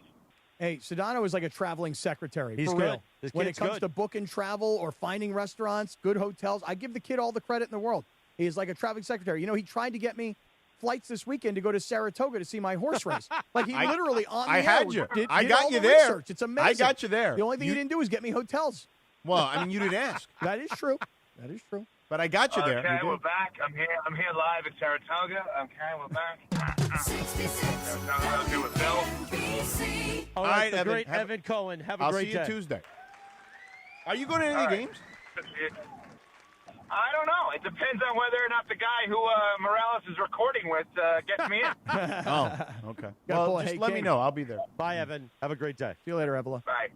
You can hear Evan Cohen, Unsportsmanlike, each weekday, 3 to 7 a.m. Start your day right here on ESPN LA. Andrew Siciliano going to join us in a few moments, plus Tony Rizzo from ESPN Cleveland in our digital hour. as the Rich Eisen Show begins terrestrially at 9 a.m. Let me take a moment to talk about not being a City Water sleazeball. We got to let Myles Garrett, how LA City Water is, we got to let him know. Hey, Myles Garrett, you don't want to be a City Water sleazeball? Esquivoso. Exactly right. Myles Garrett, do something today.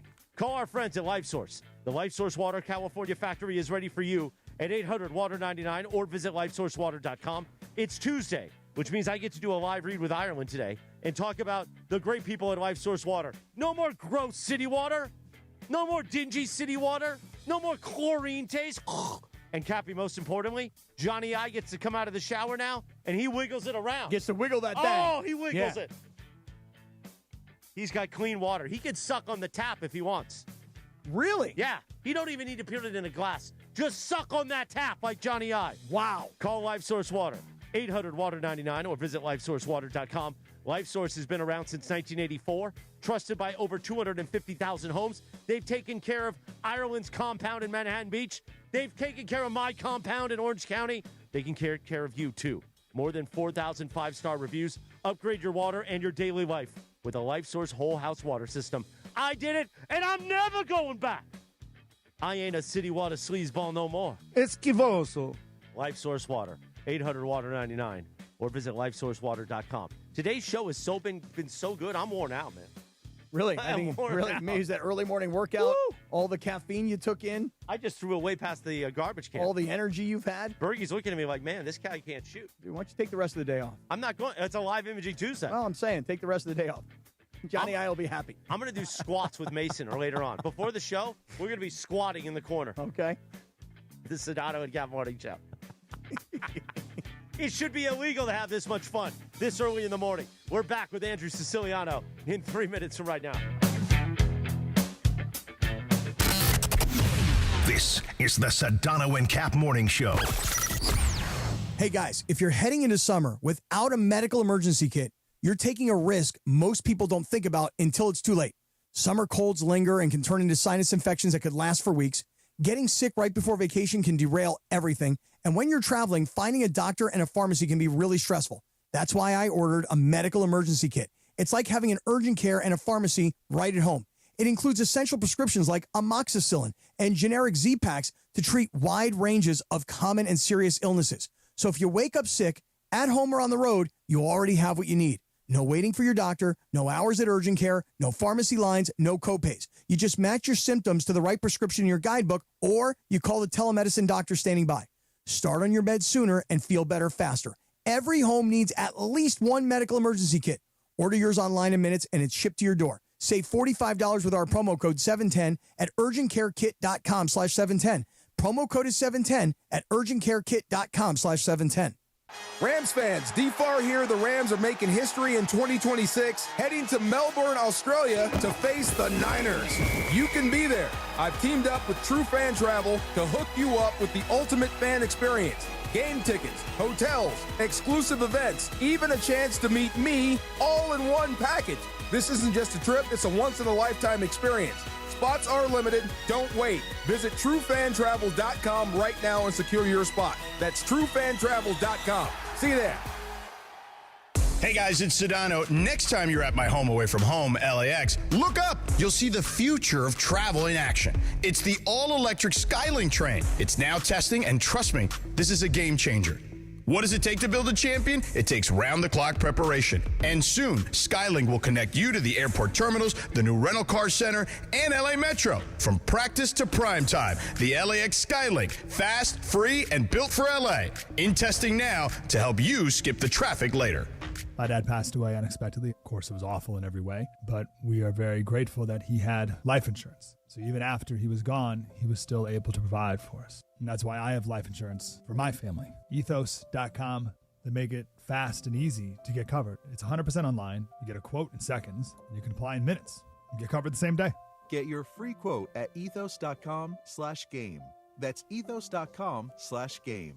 Paid spokesperson. Time spent on application may vary. Online health questions required. Rates may vary. Harry Douglas here to help you get in on the sweet life with Cotton Candy 5-Hour Energy. It's that classic throwback cotton candy flavor, but with 0 sugar and a 5-hour energy boost. I keep these with me so I can tackle that sweet tooth with a tasty caffeine kick and no guilty sugary aftermath. Bring on the sweetness with Cotton Candy 5-Hour Energy Shots. Cotton Candy 5-Hour Energy. Available online at 5hourenergy.com or Amazon.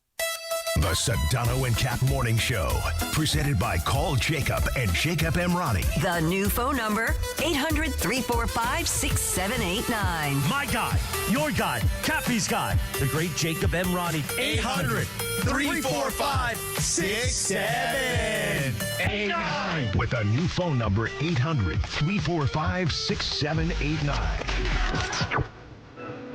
8:36. Good morning.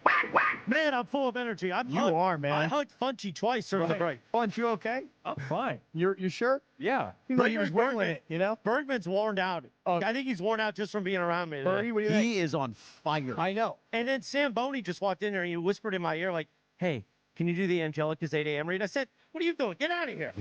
He did. He told me, you go. I'm doing a show. Get to the back.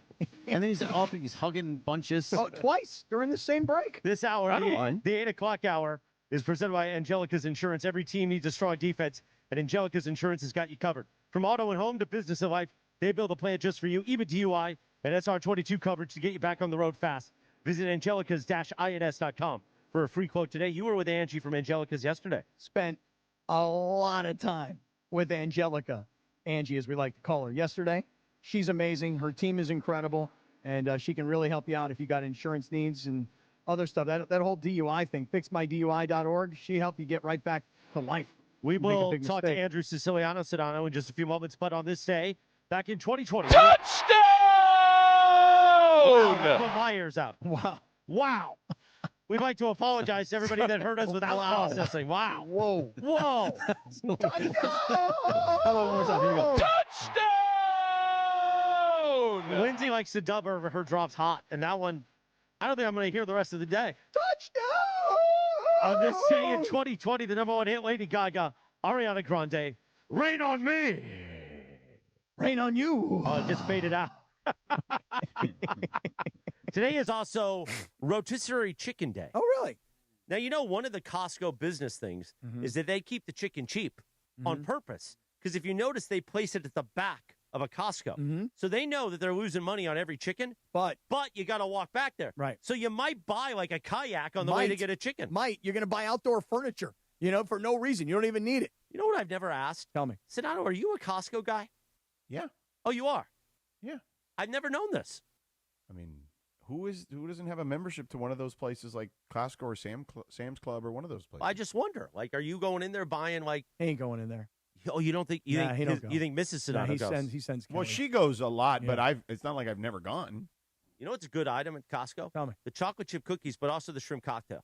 Oh yeah. Best price on shrimp you'll find. Yeah. What about the chocolate chip cookies? Milk chocolate or dark chocolate? No, milk chocolate. Okay, because that's for children. And the white chocolate. The white chocolate is really good. Also, have you had a cookie in the food court? No. You gotta have it. The best cookie you ever eat. Really? Yes, the food court is the delicious. best cookie you ever eat. What was that the other day? You got the chicken bake. Chicken bake. Chicken bake. Yeah, the chicken bake looks good, but the chicken bake looks like it belongs on the same roll that they use at Jimmy John's. No, the chicken bake needs bread, I think. No, but no, also no. That chicken bake is great. They have chicken nuggets now. Yeah, they do. Yeah, I haven't had them and yet. a calzone. Oh, they got a calzone? They got a calzone. What's in that calzone? It's like a supreme pizza. Like they got everything inside of it. Pepperoni, like sausage, like meatball? Yeah, the onions, vegetable, green peppers, everything. They got rid of the supreme pizza, but they can have a supreme calzone. That's what it is. That's what it is, Greg. Yeah. But why wouldn't they just open it up and have it be I don't pizza? know why. I don't know why. The supreme pizza was great. Love that Costco calzone. pizza, one of the best pizza out there. I love it. For the Lot of price, good. for the price, it's so good. It is. $10 for a giant pizza. Mm-hmm. Yeah, you, Cappy, like that. 10 plus. You like that price? I do indeed. Let's talk about our friends Andrew Siciliano in about 5 minutes from right now. But let's talk about our friends, our new partner, Cardiff.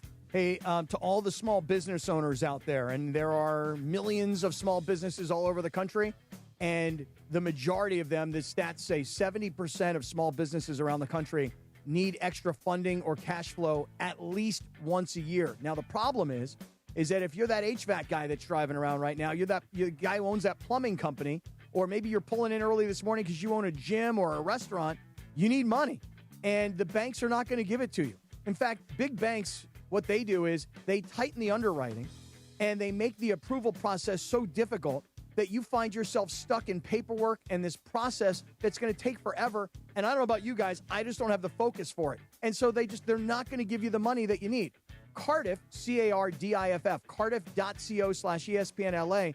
They're a Southern California-based powerhouse, and for over 20 years, they have been lending, without exaggeration, over $12 billion to hundreds of thousands of companies. So here's what you do. You go to cardiff.co/ESPNLA. Fast approval, meaning in under 5 minutes, you can fill out the application. Same-day deposit. If you are eligible to receive up to $500,000 in business funding, it will be in your bank account today. There is no impact on your personal credit score, so don't worry about that, and transparent terms always. So look, if your company's been in business for a year, if you have $20,000+ in monthly revenue, if you have a 550 plus credit score, you are ready to work with Cardiff. Cardiff, C-A-R-D-I-F-F, cardiff.co/ESPNLA, cardiff.co/ESPNLA. Small business owners, you need that money. You can have it today, thanks to Cardiff. Thank you, Cappy. 8:42 in the morning. A live imaging Tuesday presented by Providence, the voice of the Cleveland Browns, an L.A. man. A man we love here in L.A., part of the ESPN LA family, the great Andrew Siciliano. Chechnianu, as Caliendo once said. Chechnianu Siciliano joins us in 3 minutes from right now on ESPN LA.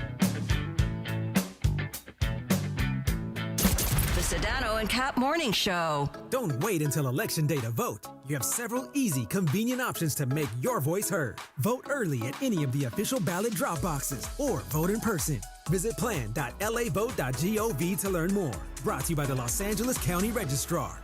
Call Jacob. All right, Cappy, listen, here's the deal. When you get into some sort of an accident, the insurance company is going to probably be the first person that calls you, and they're going to try to rush you to a settlement. They want to record you when you're talking. You got to be very careful when you're talking to these insurance companies. They also will probably downplay your pain. Hey, bro, my back is killing me.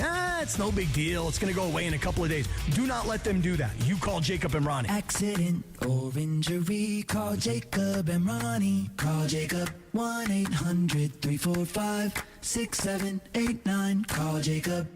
John Ireland here, and when it comes to vodka, I like a winner, and Blue Ice Vodka delivers. America's largest potato vodka. Double gold rated, just 64 calories an ounce, and made from Idaho potatoes. Clean, smooth, no additives. Blue Ice Vodka. Vodka with standards. Touchdown! Oh, there he is, Siciliano. He joins us in just a moment. The Freeway Series is coming.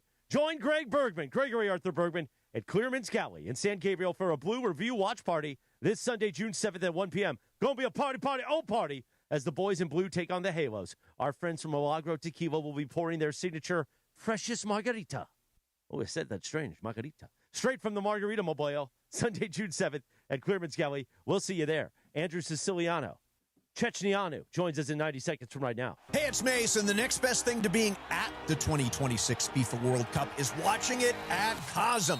Experience every match inside the massive 87-foot LED dome in shared reality. You will feel like you're right there on the pitch with the world's biggest stars. Plus, catch all the action in the Cosm Hall with great food and drinks. FIFA World Cup tickets will not last, so book right now at cosm.com/FIFA.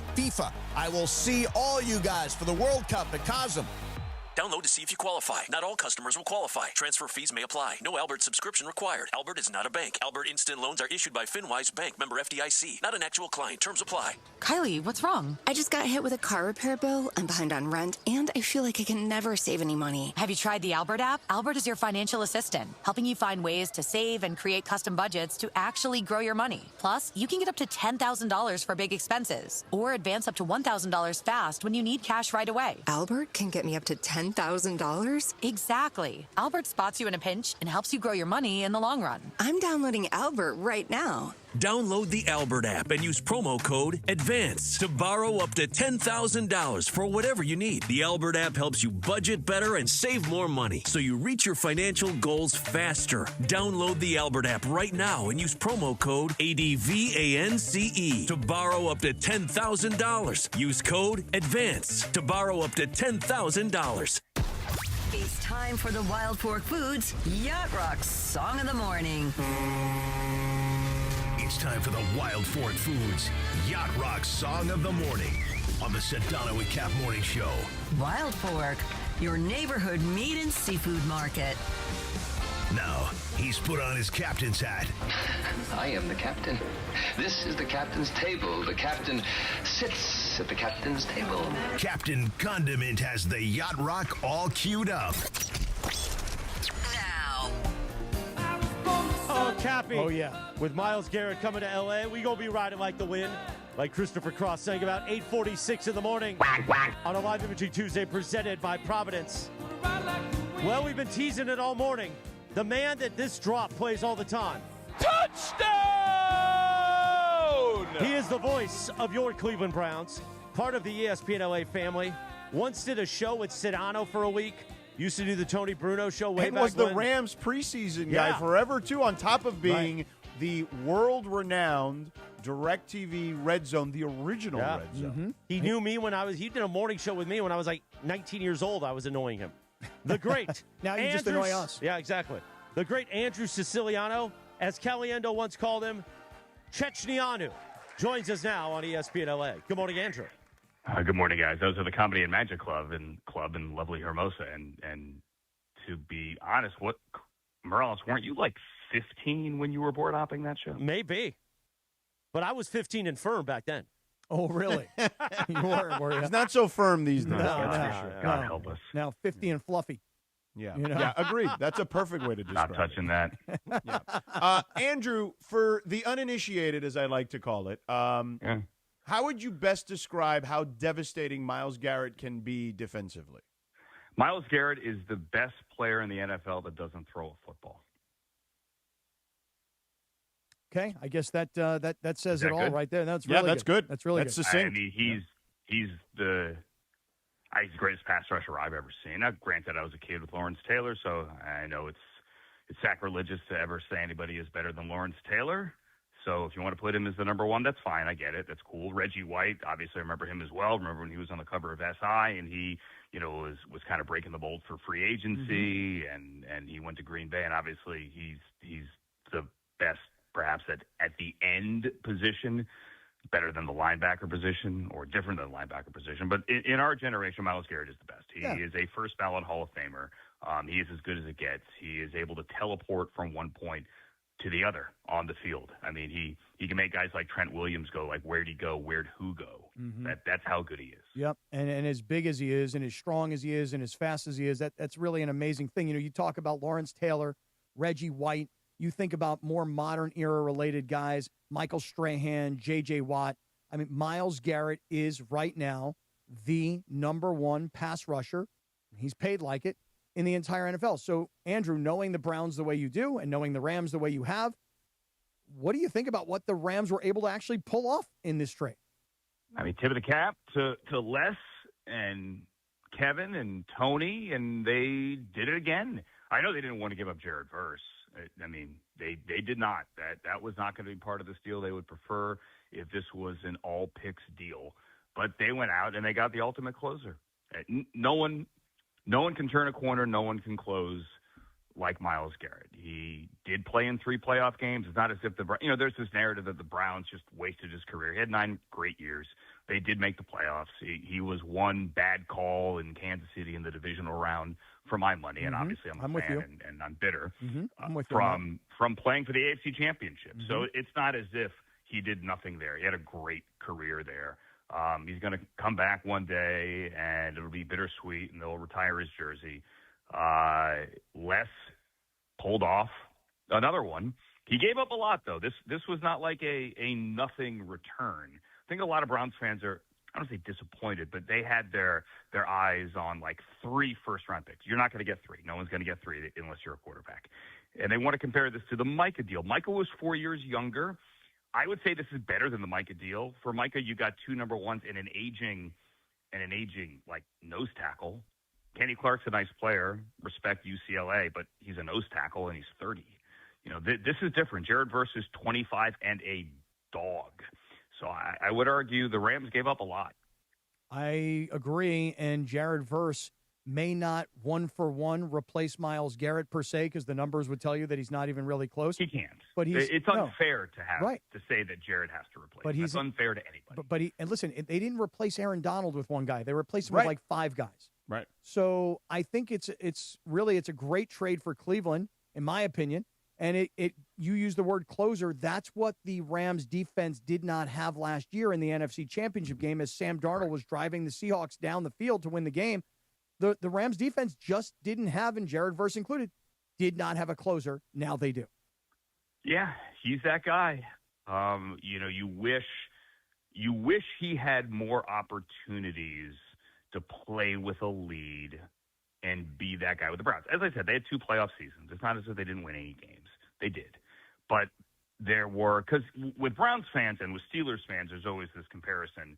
Well, Steeler fans angrily think about Myles should have never received a vote for DPOY. He won twice.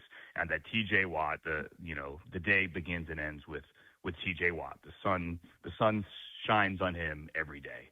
And that Myles is a bum, which is just absolute nonsense.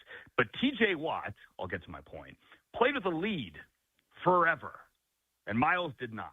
Right. So now Myles has an opportunity to play with a lead, potentially, more so than he did in Cleveland, and it'll be fascinating to see what he could do. I do not doubt him at all. Well, I'll ask you this: is it fair to say that for the Rams, it is, forget about Super Bowl or bust?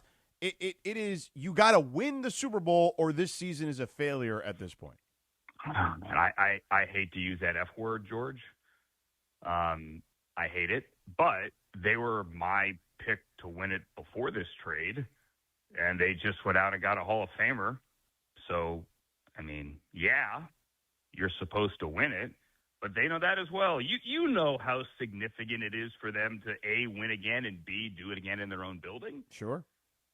Yeah, that's what they're playing I think for. this backs that up. Yeah, and the one thing about Myles Garrett that I really respect, Andrew, is that when you play on a bad team and you're a great player, sometimes you may decide late in the season, we're not going anywhere, so I don't really need to play. My toe hurts. I'm not going to play. Yeah, he never did that. Right. You look back at the last 17 games last year, 17 games in 24, 16 games in 23, 16 in 22, and 17 in 2021. My point is, over the last 5 years, he's played in practically every single regular season game, and sometimes those games were meaningless late in the season, and like a pro, he still showed up.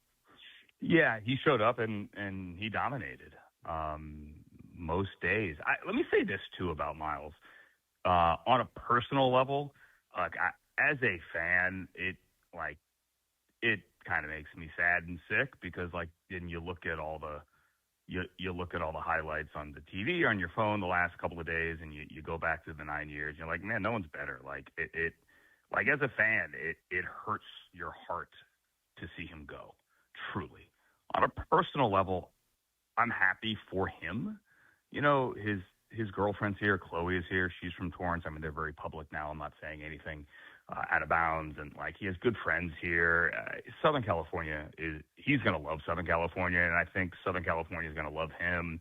He likes hiking. He's into photography. He's a really good dude, and I think SoCal's perfect for him. I think so, too. I don't know him at all, other than the one night that we all had a chance to meet him when he came to the ESPN LA suite at a Lakers game. And he was a great guy. He was talking to people, taking pictures, being as polite as can be. And with, you mentioned he's got a girlfriend who's from here. So it just all makes sense that he's going to love it. And I think he's going to produce even more when he plays on a faster track, a more consistent turf field every week rather than playing in the mud and the slop and the grass. So the great Andrew Siciliano. We love you, Andrew. Appreciate Thanks, you, Andrew. The feeling is mutual, guys. Feeling you, as somebody once said. Goodbye, Andrew. Indeed. Cappy, real quick, let's talk about our friends at the Wellness Company. Would love to. Hey, listen, if you have not yet gotten your medical emergency kit, now is the time to do it. because the summer is here. You're going on a little vacation. You don't want to get sick. And if you do, you don't want to have to work on finding a pharmacy. When you get the Wellness Company's medical emergency kit inside, I'm opening it up for you right now. We're showing you all the different medications, amoxicillin or a Z-Pack or other things that you need, because when you get sick, the faster you take your medication, the faster you'll get better. And if you don't know what medication to take, nobody thinks you went to medical school. That's why the guidebook is in here. You tell it what symptoms you have, you look them up, and they tell you what medication to take. So here's how you do it. You go to the website, which is urgentcarekit.com, urgentcarekit.com/710, urgentcarekit.com/710. Use our promo code 710. You're saving $45. No excuses. Make it happen now. You can't get sick this summer. That's why you need the medical emergency kit. urgentcarekit.com/710. Thank you, Cappy. Either Eyes and Show, top of the hour. Tony Rizzo, Riz from Cleveland, joins us next in the digital hour at ESPN Los Angeles. Waba Grill is an LA original, so we've got to keep it real. Real fresh with our Asian-inspired menu that's grilled to order every time. Real quality with our marinated proteins like hormone-free chicken, ribeye steak, wild-caught salmon, and shrimp. Head to Waba Grill for $5 happy hour weekdays after 3 p.m. and try our new chili crisp dumplings, paired with a premium or beverage drink like our delicious Thai tea, both for only $5. Only at Waba Grill. It's for you. Hey guys, it's Sedano. Next time you're at my home away from home, LAX, look up. You'll see the future of travel in action. It's the all-electric Skylink train. It's now testing, and trust me, this is a game changer. What does it take to build a champion? It takes round-the-clock preparation. And soon, Skylink will connect you to the airport terminals, the new rental car center, and LA Metro. From practice to prime time, the LAX Skylink. Fast, free, and built for LA. In testing now to help you skip the traffic later. Rams fans, D-Far here. The Rams are making history in 2026, heading to Melbourne, Australia to face the Niners. You can be there. I've teamed up with True Fan Travel to hook you up with the ultimate fan experience. Game tickets, hotels, exclusive events, even a chance to meet me all in one package. This isn't just a trip, it's a once-in-a-lifetime experience. Spots are limited. Don't wait. Visit TrueFanTravel.com right now and secure your spot. That's TrueFanTravel.com. See you there. If you run a small business, you know that opportunities and emergencies don't wait. So don't let big banks hold your business hostage with weeks of endless red tape and paperwork. Turn to Cardiff. Cardiff is America's favorite small business lender with a 5-minute application that won't impact your personal credit. You get approved in minutes and funded the same day for up to $500,000. If you've been operating for at least a year with $20,000 a month in revenue, skip the bank delays. Go to Cardiff/ESPNLA right now to secure your funding. That's Cardiff.co/ESPNLA. This World Cup season, the ultimate watch party experience is at Mercado Gonzalez in Costa Mesa. Catch every Mexico and USA match live, surrounded by non-stop game day energy, passionate fans, drink specials, surprise giveaways, and all the flavors that make every match unforgettable. Grab fire-grilled asada tacos, slow braised quesadilla, fresh ceviches, warm churros, and more. Join us for every Mexico and USA match at Mercado Gonzalez in Costa Mesa, where every match tastes better. Hot damn! Twisted Tea Hard Iced Tea just got harder with Twisted Tea Extreme. The hard iced tea taste you know and love, but with an 8% kick of alcohol. Twisted Tea Extreme is made with real brewed tea, goes down smooth, and brings your daytime drinking to the next level. Just look for the bright yellow cans in the cooler and get ready to dial up the fun. Big flavor, extreme kick. Twisted Tea Extreme. Keep it twisted! Twisted Tea Brewing Company, Cincinnati, Ohio. Please drink responsibly. My name is Whitney Allen, and I'm a widow. My husband, Ryan, died. We never thought we'd ever have to use life insurance, but the unexpected happened. With Ethos, signing up was fast and 100% online. You can get a quote in seconds, apply in minutes, and get same-day coverage. No medical exams, and you can get up to $3 million worth of coverage. I'm grateful we were prepared. Get your free quote at ethos.com/play. That's ethos.com/play. Paid spokesperson. Time spent on application may vary. Online health questions required. The home of the Lakers, and now the home of the Rich Eisen Show. Weekdays 9 a.m. to noon, KSPN Los Angeles, a Good Karma Brands radio station. Oh, Previously on the Sedano and Cap Morning Show. Rumor about the Rams and Myles Garrett, too, that's been surfacing all of a sudden. I mean, I love how the Rams are involved in every rumor. Well, it's fantastic. But isn't every LA team involved in every rumor? The Sedano and Cap Morning Show is on the air. The biggest show in ESPN LA history. I'll tell you one thing, though. When you think about Myles Garrett, the rumors began, George, last basketball season when Myles Garrett showed up in the ESPN LA suite. Yeah. People started circulating it around. Oh, my God, Myles Garrett's in the ESPN LA suite. You know that ESPN LA is a business partner of the LA Rams. What's he doing here exactly? And that's They're where also these a business rumors started. partner of the Cleveland Browns. So. Yeah, what are you doing? Well, I'm just circulating rumors. Yeah, but nobody, I don't think anybody circulated that except I just you. did. Yeah, You're the only one that knew. I just that was did. you. Yeah, I did. It was me who did it. What are you doing? Yeah, that was me. Yeah, I'm the one who did it. Okay. My phone is buzzing like crazy. Uh-oh. And it is becoming official. Myles Garrett is, in fact, being traded. The Cleveland Browns are trading him to the Los Angeles Rams. Oh, yeah. Woo. Wow. Holy smokes. A little sabor. Yeah, I don't think people like being called hacks. You're the widow on the radio. Giant Mexican, horn section. And Did you have me on your show to berate me? Is that what you're doing now? give me a freaking break. I'm reacting to Art Bell. Yeah. Midnight in the desert. I'm Art Bell. Scott Kaplan, eat a fat one, bro. The Sedano and Cap Morning Show on 710 ESPN. The all-new ESPN LA app and on YouTube at ESPN Los Angeles. We're bigger than U.S. Steel. Wow, that's crazy. Well, you want to woo-woo? Bit boy. Right now. Monstrous. Beto, I don't want to eat that. We did it, Dad. We did it. You were riding high on the stinger last time. Oh, big time. Right, that's right. Of course we were. So, my girls, stay tuned. As the young kids will say, lit.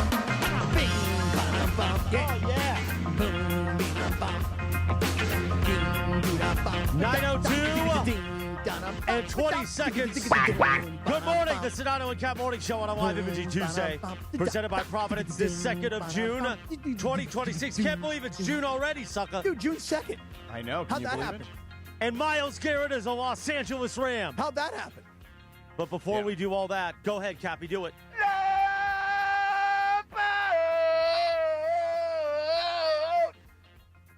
Head coach of your Los Angeles Rams, Sean McVay, will join this show tomorrow morning, the Sedano and Cap Morning Show, 7 to 9, terrestrially 9 a.m. to 10 a.m., the YouTube hour, the digital hour on YouTube and on the app, and always on demand. Go back and listen on our podcast or, of course, on YouTube. You could just click it while you're watching at work during the afternoon. You need a little energy in your afternoon? Then click Sedano and Cap. You know why? Because we ain't sleepy at 7 a.m.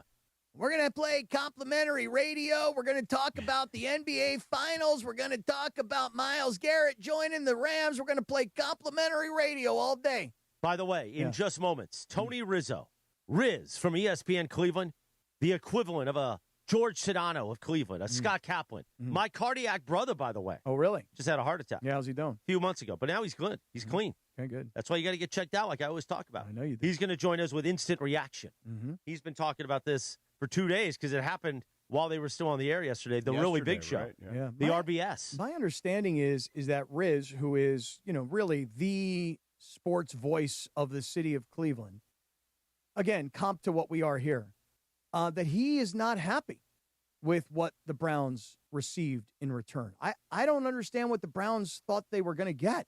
You got a good young player who's only in his second year that's already proven to be an all-pro caliber guy.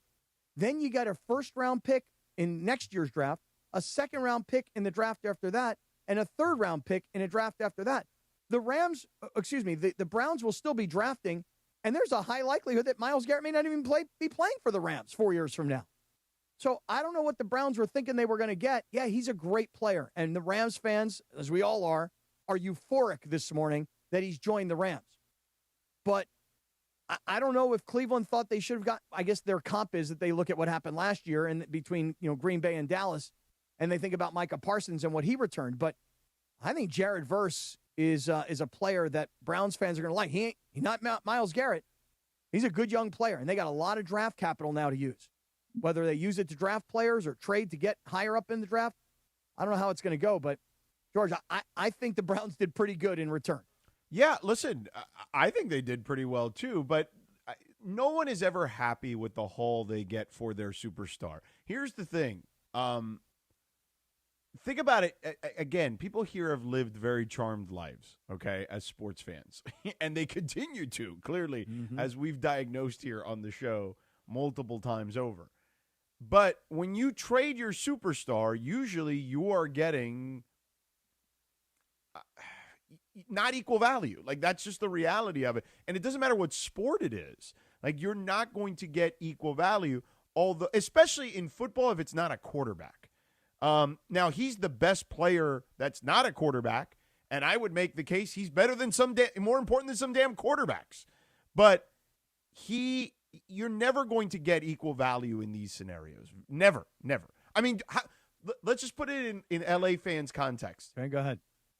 How do you think Dallas felt when they got AD and for Luka, right? And like one first round pick and what was the other kid? The little kid with the cheesy mustache, Max Christie. Max Christie. Yeah, yes, he's growing into a man. But yes, he was a child. He's a good player, Max Christie. Lakers could use him right now. He'd be the kind of guy that the Lakers need now. Yeah, and AD for that matter, actually. Right. But then again, for 20 games a year, Luka, right? Yeah. No, but that's just it. You're never getting equal value. That's just not happening.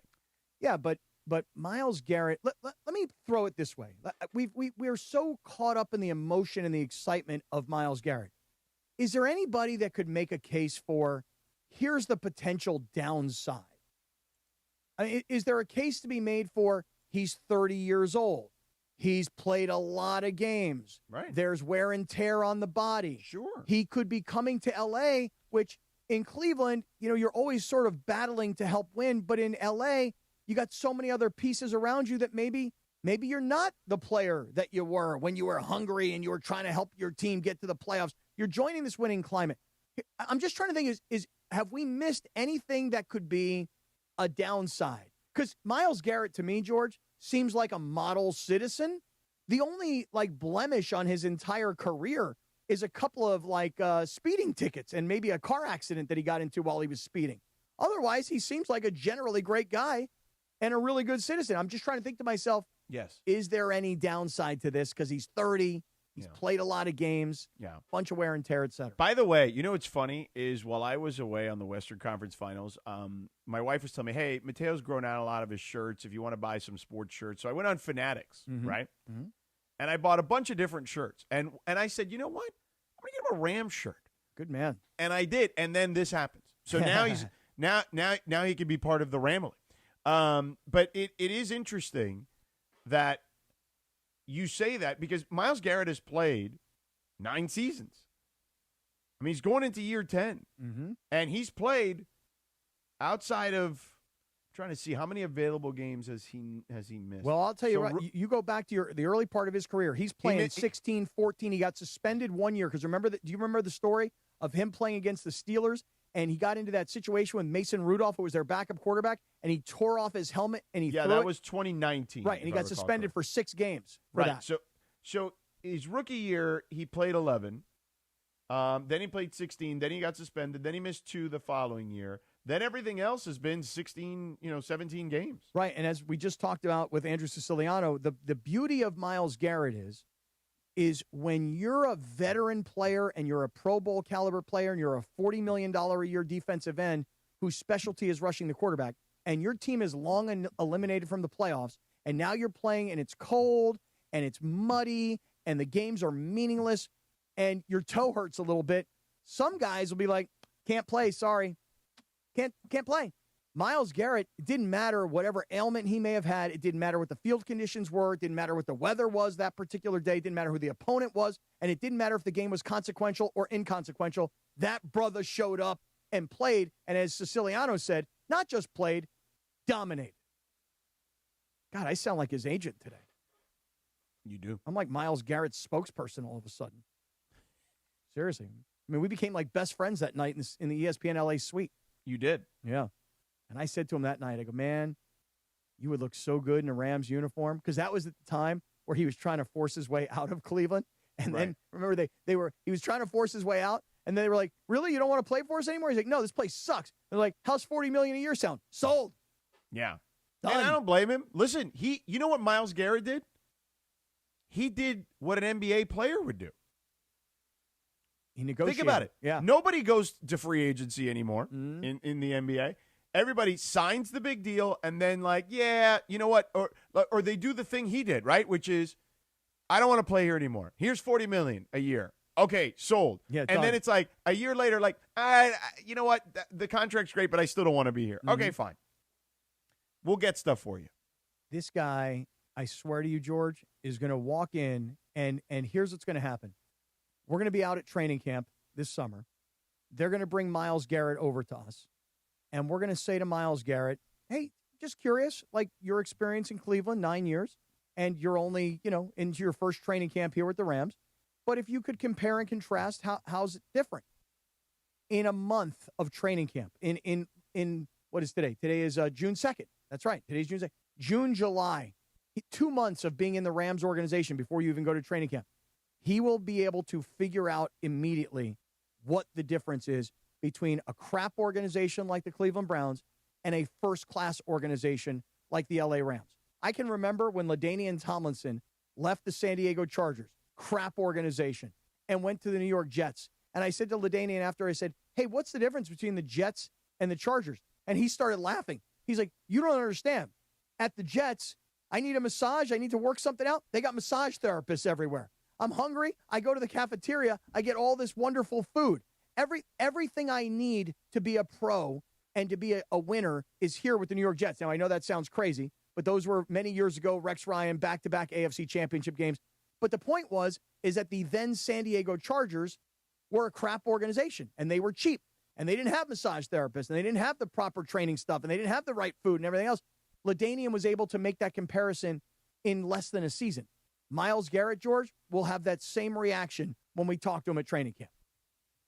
Because you are going from a terrible organization with an awful, meddling owner, and you are coming to a breath of fresh air with a coach who's in total control of his team and an owner, you don't even see him around except on game days when he likes to show off all those really good double-breasted suits that he's got. Myles Garrett is going to be an even more productive player for the Rams. Rack Cappy. Somebody rack me. I'm on fire today. The hell? Yeah, I'm rack him. I've had one cup of coffee. That's it. But I was very well rested. I was sleeping by 9:15 last night, George. We're trying to find a welcome to the jungle stuff. Yeah. When I you had a quick text. Nobody responded further after the Dodgers. Right, after your Dodger text, we were like, okay, going to sleep, man. Yeah. I mean, I went to bed fairly early. I was trying to get to bed last night by 8:30, but the dog took me 2 hours to have dinner last night. Yeah. It was a long dinner at the dog. Thank you for the racking. You deserved it. Hey, appreciate that. Where's my boy Riz? We're efforting. So apparently we thought he was on his way to play golf, but they're broadcasting from a golf course. Okay. We now have learned. So he might not have reception, but we're working on it. Who said that he was going to play golf? Lindsay. Oh. But now it's that he was on a golf course, actually. Mm-hmm. Okay, whatever. Who cares? No, I care because... No, I don't care. No, here's why I care. Because the one time we wanted to have Riz on, and this would be good. Now then he'll never be on. Yeah, well, that's my point. Is now you're going to be sour on it, which I could understand from your point of view and my point of view. I'm going to pull a Steve Mason and say, no, we're good. You're banning Riz? Yeah, we're Riz out. has more talent in his little finger than Mason does in his whole body. Doesn't matter. I'm pulling a Steve Mason. You didn't disagree with me, though. That's not true, first of all. Second of all, I'm pulling a Steve Mason. This is what Mace would do. No, we're good. We're done. No, I agree with you on this one.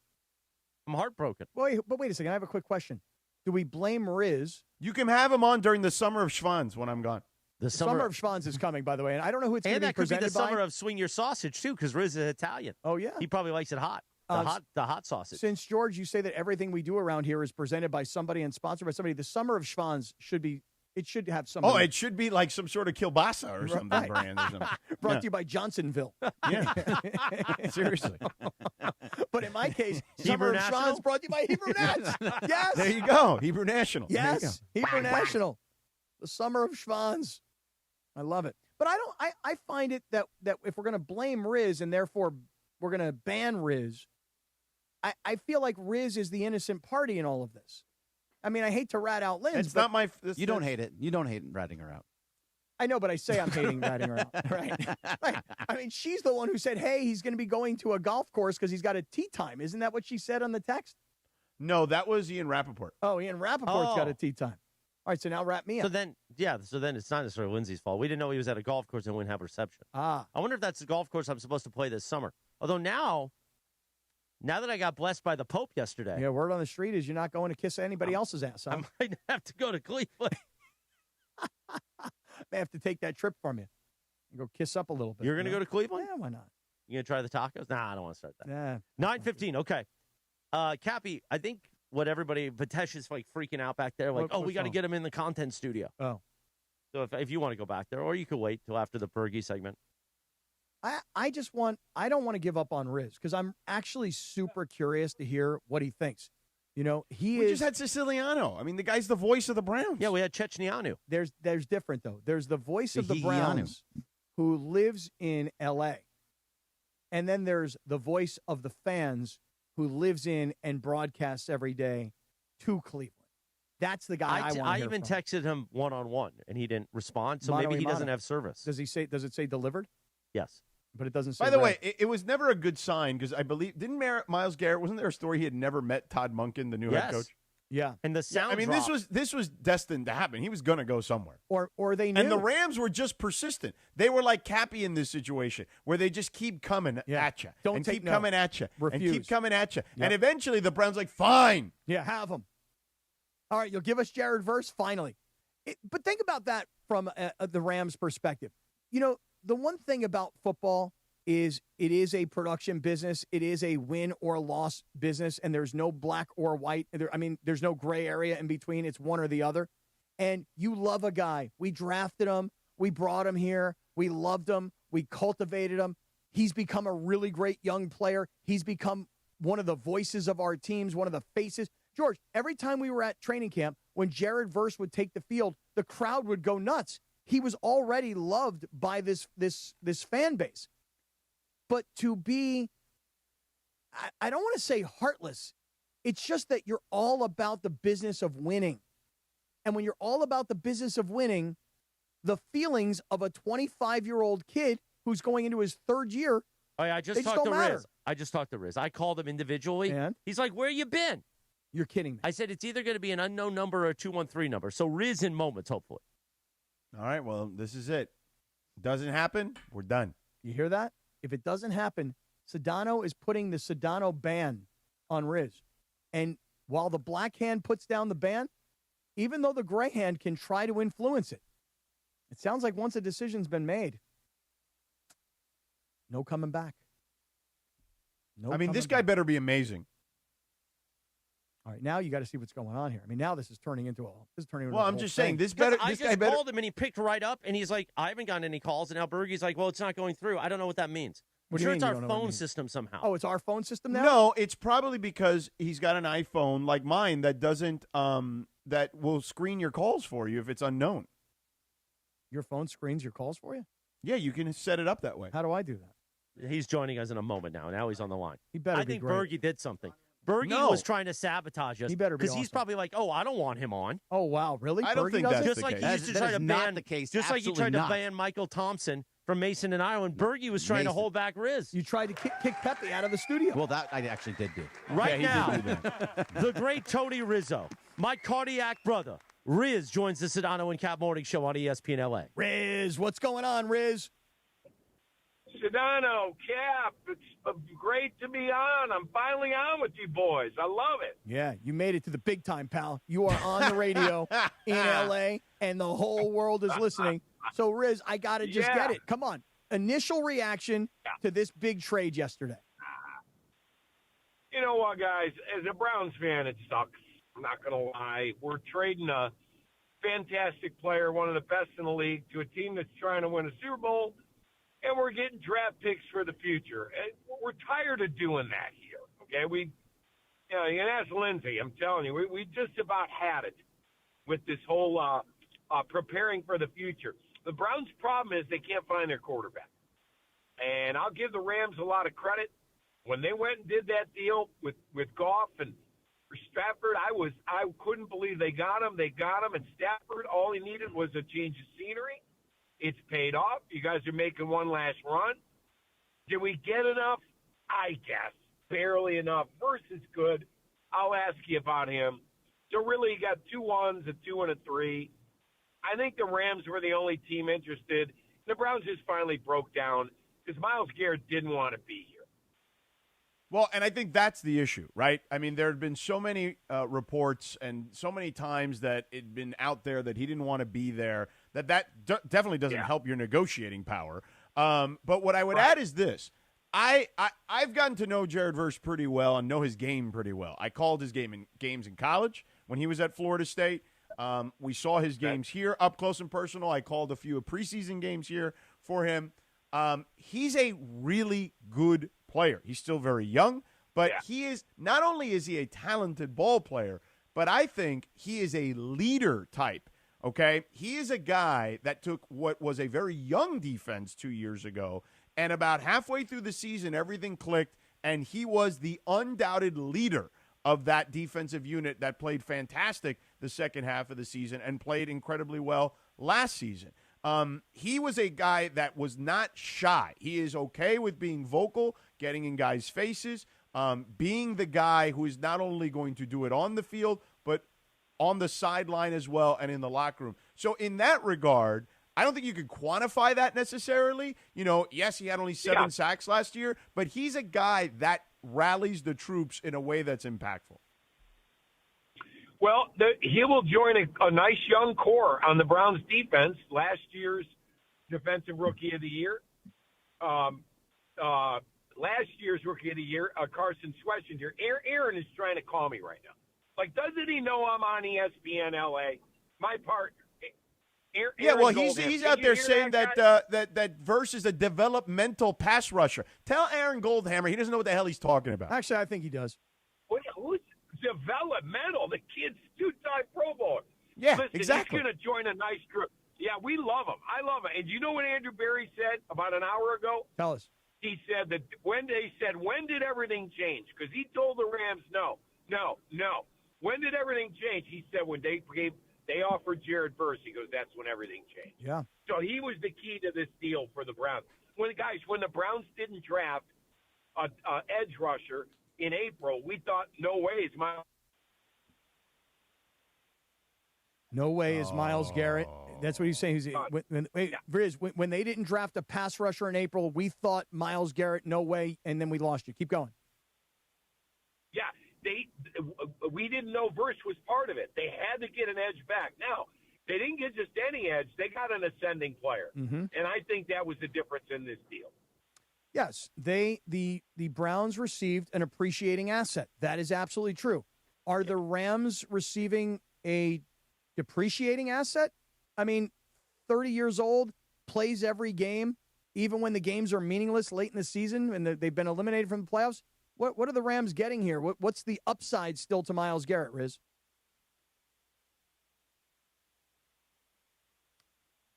It was a solid, quick question. Solid. I think Riz, he's on the way to golf. Oh, there he is. No, guys, let me explain. All right. Of course, after this big trade, we're on a friggin' remote. It's a golf outing that we do every year, and it's in the boondocks, and I can barely get cell service out here to talk to the number 2 market in the country. Go ahead. What were you saying? I was in one of those spots. Go ahead, Marcus. Verse is an appreciating asset. He's only 2 years into his career. This will be year 3. Garrett is 9 years in, a lot of wear and tear, plays in all the games, even when they're meaningless. Are the Rams getting any sort of a depreciating asset from your perspective on Garrett? No. I think Myles is at the top of his game. Now, if you want to go to how much does he have left? Number one, the guy's a specimen. When you see him in person, you'll gasp. Oh, yeah, he's a beast. He keeps himself in unbelievable shape. The only other player I can liken that to is LeBron that I've covered in my 40 years of taking care of their body. Number 2, he just set the single-season sack record. Number 3, you're now going to watch Myles Garrett play every down. Guys, he gets held on every down. They just can't call it. But he gets held every down. He is a player as I've ever been around. I think he's easily the Browns' best defensive player ever. Okay, and that includes guys like Clay Matthews and and others, you're getting Myles Garrett at the peak of his career, and I'm sure he's going to be very motivated to play out in Los Angeles. Yeah, I hope you're right. Listen, I think having a girlfriend who lives out here, number one, living in this sort of weather and this environment, being a Lakers fan and going to games. But, Riz, the one thing I was telling Sedano earlier today is I also think that when you're playing on natural grass and you're playing in mud and you're playing in cold weather, you come out here and you're playing on a fast track on this turf at SoFi Stadium and you're playing in perfect weather for all your home games, we might even see a more productive Myles Garrett. Well, and don't forget the division games are mostly in pretty good weather and pretty good turf situation, too. Mm-hmm. Yeah, Cap, no doubt he's better on turf. There's no question about it. I mean, he's a speed guy. You'll see his bend, him coming around that edge. I saw him sack quarterbacks being triple teamed last year. And we watched the Steelers lose a game because they didn't want to give up a sack to Myles Garrett to give him the record. They literally threw the ball away. Aaron Rodgers threw the ball away on every play just so they didn't have to give up a sack. He affects the game like no defensive player I have ever seen. Hey, let me ask you a question. And the stuff with Monken, how real was that? Like that he didn't even meet him and all that. What do you know about that stuff? Well, Monken was in a tough spot. You know, he came to this team. He wasn't a popular choice. A lot of people were surprised when the Browns hired him. He's 60 years old. Hey, I'm 60-plus years old, but let's face it, he's not Sean McVay. So all that said, he never met Myles Garrett, and, of course, the media kept bringing it up, and after a while, he got a little frustrated, and maybe Todd knew something we all didn't know and was just going to the just wait and see card, but I don't think it matters. Somebody asked today if Jim Schwartz, who loves Myles Garrett and vice versa, Jim Schwartz was named head coach of the Browns, would Myles still be here? We had Adam Schefter on about half hour ago. He said no. That was a move the GM made and the ownership made. So we'll have to see. Are the Browns going to miss Myles Garrett? Oh, yeah. I don't know if they win 5 games. They won 5 last year? I mean, without Myles Garrett, they might have won 3. I don't know. But for right now, they're building for the future, and the Rams are all in this year. That's right. And Riz, I'm going to have to come to that Super Bowl in L.A. this year. That's what I think. Listen, it's going to be, this might be the biggest and best Super Bowl of all time. Well, and it might be the closest the Browns get to a Super Bowl is like having Myles Garrett. Hey-oh. Riz, I want to ask you, rarely do fans love their team owner. And in L.A., we don't really see that much of Stan Kroenke. He shows up on game days, shows off his nice wardrobe, and he kind of goes up into the booth. I mean, it is a Sean McVay, Les Snead, Kevin Demoff operation. Absolutely, 100%. Yeah. And hands are off from ownership because they trust their guys. I perceive the problem with the Browns organization to be about their owner, Jimmy Haslam. Always forcing Kevin Stefanski to change offensive coordinators when you're dealing with all kinds of offensive line and quarterback injuries, as you pointed out earlier, never really getting the quarterback situation right. To me, that is the biggest issue with the Browns organization. You're there. You know it better. What do you say?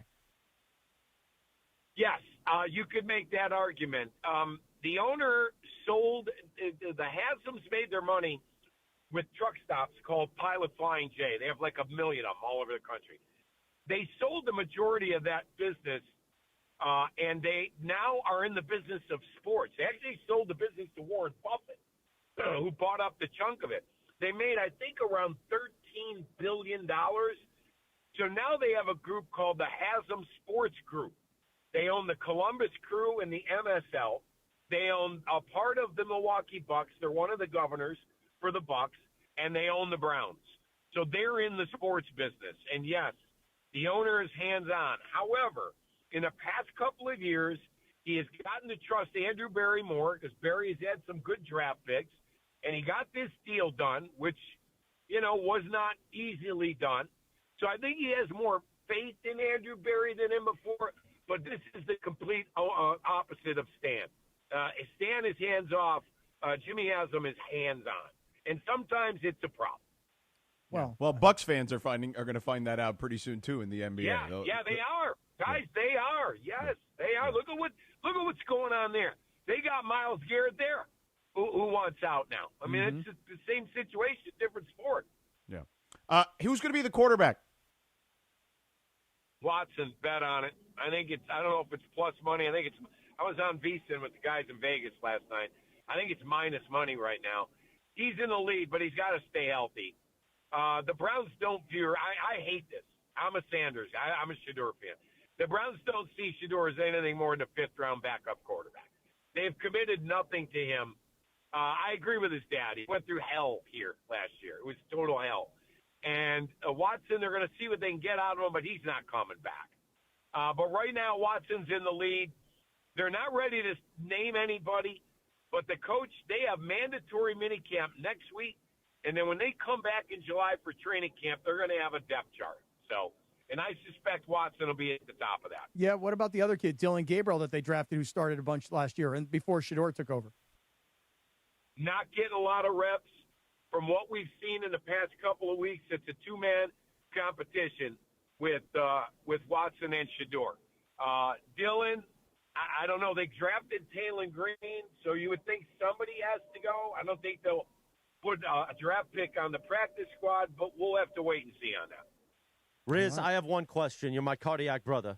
And I always tell Cappy about the, I try to get Cappy a little Italian stuff because I'm half Italian. I won't tell you which half. But what do you make better, your sausage and peppers or your braciole? The sausage and peppers at Cleveland is unbelievable. Really? Nowhere in the world. You can't get it anywhere in the world. I got two boys that live in Florida. My daughter lives in Dallas.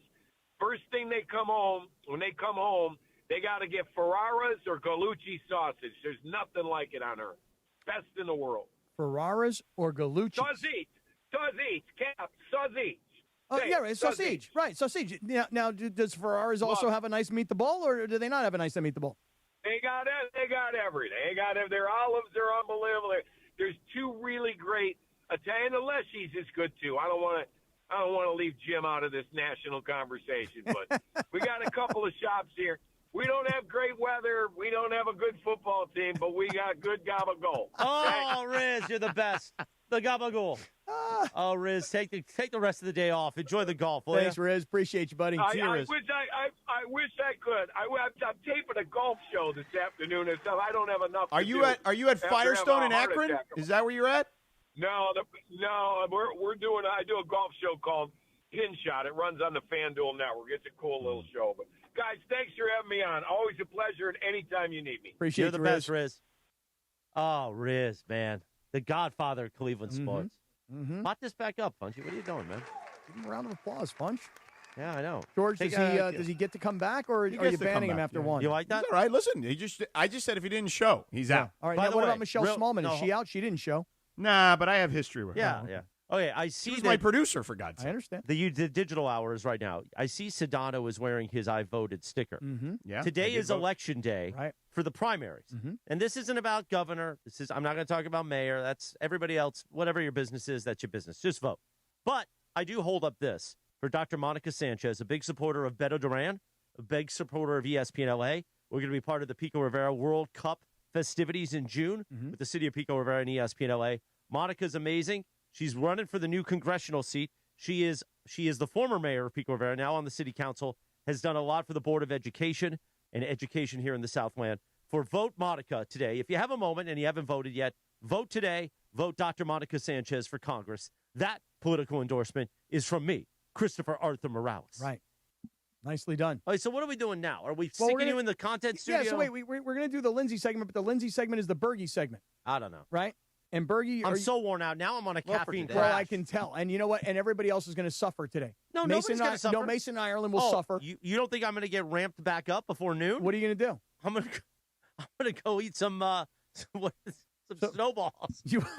What? Snowballs. Yeah, what are those? Those sugar-infested things. Oh, okay. No, I'm going to go to the dog. Has those for sure in his in the back. The little hostess things? I'm going to go to the dog and have a nice, healthy lunch. Okay. I'm going to get the lemon chicken. Okay. A Caesar salad. Right. And then have 14 espressos. Okay. Then go on the air with Mason and Ireland. Get yourself fired up and for Mason DeMarco and Ireland. Travis and smack it around. All right. Now, Bergie, are you good? Are you ready to go with the Bergie segment? It's not the Lindsay segment. No, it's the Bergie segment today that's written by Lindsay. Okay. Do you want to Give go? me Do you one want to go moment. back? Do you want me to go to the Pizza Hut studio? I have no clue what's going on this part. Yeah? Samboni says go to the Pizza Hut? Go hang out in the Pizza Hut studio. I swear, It's all set up. this Samboni being in here every Yeah, morning good recently, or bad? it's driving me nuts. Why? Why so? I just don't need it. What do you mean you don't need it? I don't need it. He doesn't contribute positively? He doesn't add value? I was good. Well, Carvo's kind of a laid-back Jack. Uh-huh. So I was good with that. And then Timothy Johnson. Yeah, good man. Another laid-back Jack. Mm-hmm. Samboni's, he's more hopped up on fuzzballs than any of us. Oh, he is he? While we play the theme song, get back. All right, you ready? I'm going to go. I'm going in to the Pizza Hut content studio. I'm heading there now. Now's the time. All right, here I go. All right, while we do that. I mean, is it on the way to the bathroom like you did, you went yesterday? It is. It's the same way, actually. Oh, this is The Wire. That's some good stuff right there. Everything's discombobulated in here right now, but it's time for the Bergie segment or the Lindsay segment. We like to play a TV theme. And on this day in 2002, The Wire premiered on HBO, one of my top probably 5 greatest TV shows of all time. Right up there, Sopranos, Succession, Columbo. It was an incredible show. The West Wing. Never seen it. And The Wire. How have you never seen The Wire? I've never seen The Wire. You see 90 Day Fiancé, I but you love don't see 90 The Day Wire. Fiancé. The Lindsay segment brought to you by Hernandez Wholesale Flooring. If you're in the market for new flooring, shop at Hernandez Wholesale Flooring, where every day is a deal, no gimmicks. Call 866-622-4 or go to HernandezWholesaleFlooring.net. HernandezWholesaleFlooring.net. No sale beats wholesale.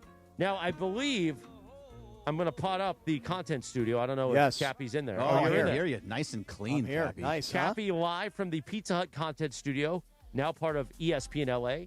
It's in the back there, Jack. So, Cappy, how's it feel to be in the content studio? It feels great, although I will just say one thing. You're going to notice on YouTube, obviously, or any other social platform, that I am crossed my legs. I have my legs crossed because when Chris and I experimented in here, we found that the camera shot was kind of... well, the camera shot's not good for a curvy guy like me. Yeah, and I just felt like it was kind of... if I'm sitting like this, I think you're going to see more than you need to see. Well, you know no, what I'm when I sit there, I'm going to have to hold a pillow. You're going to need a big Pizza Hut pillow. Yes, Sedano, you see that camera angle and these chairs they have in the content studio? They're beautiful, but really nice. It's like a low chair. None of that works for me. No. Not my body type. And then when you're sitting there like this and you got your legs kind of like spread a little bit, you're like, ugh, would you cross your legs? You look like a disgusting animal. I need a desk in front of me.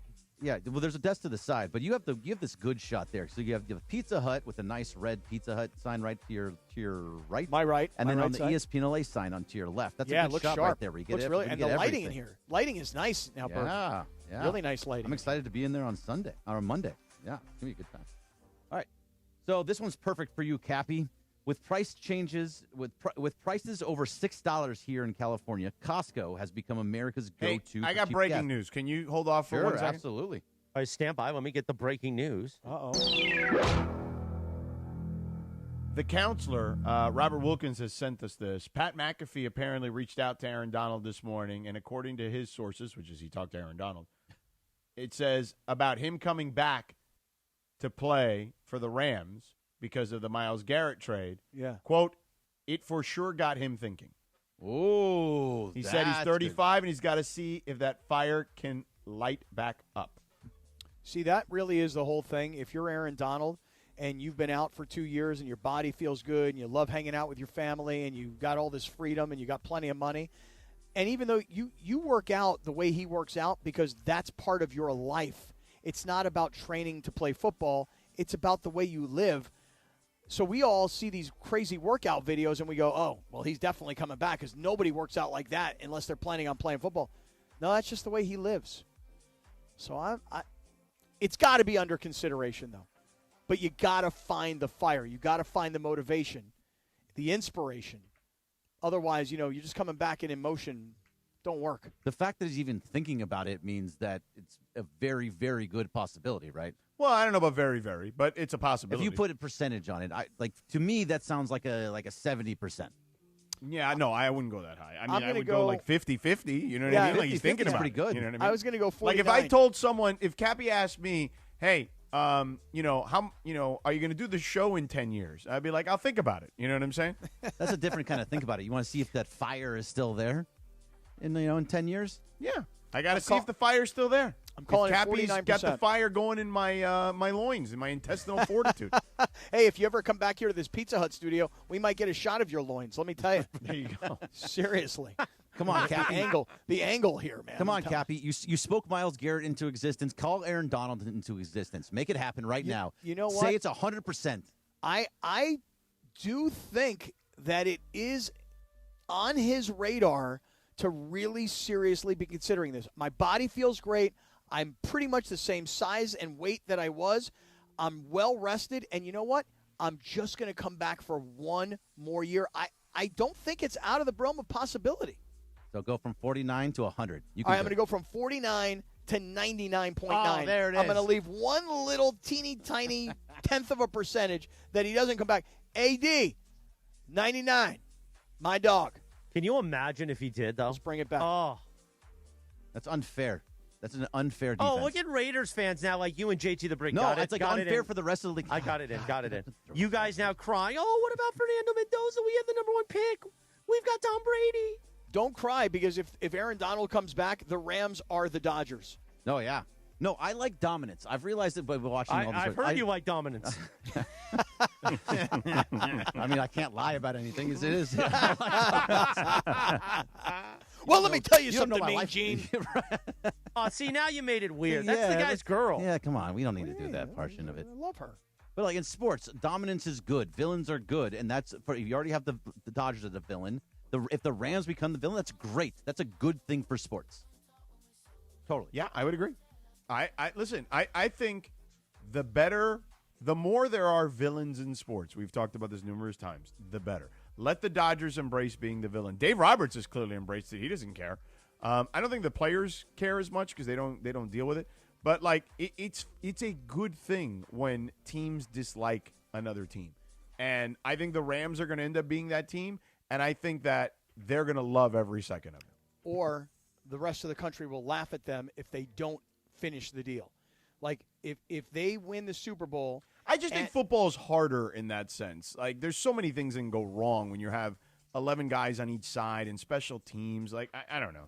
Well, nothing is obviously guaranteed. I mean, look at the Dodgers last year. I mean, the Dodgers had, the best payroll or the highest payroll, and they had the best players, and they still just ever so barely through some miracle plays wound up winning the World Series.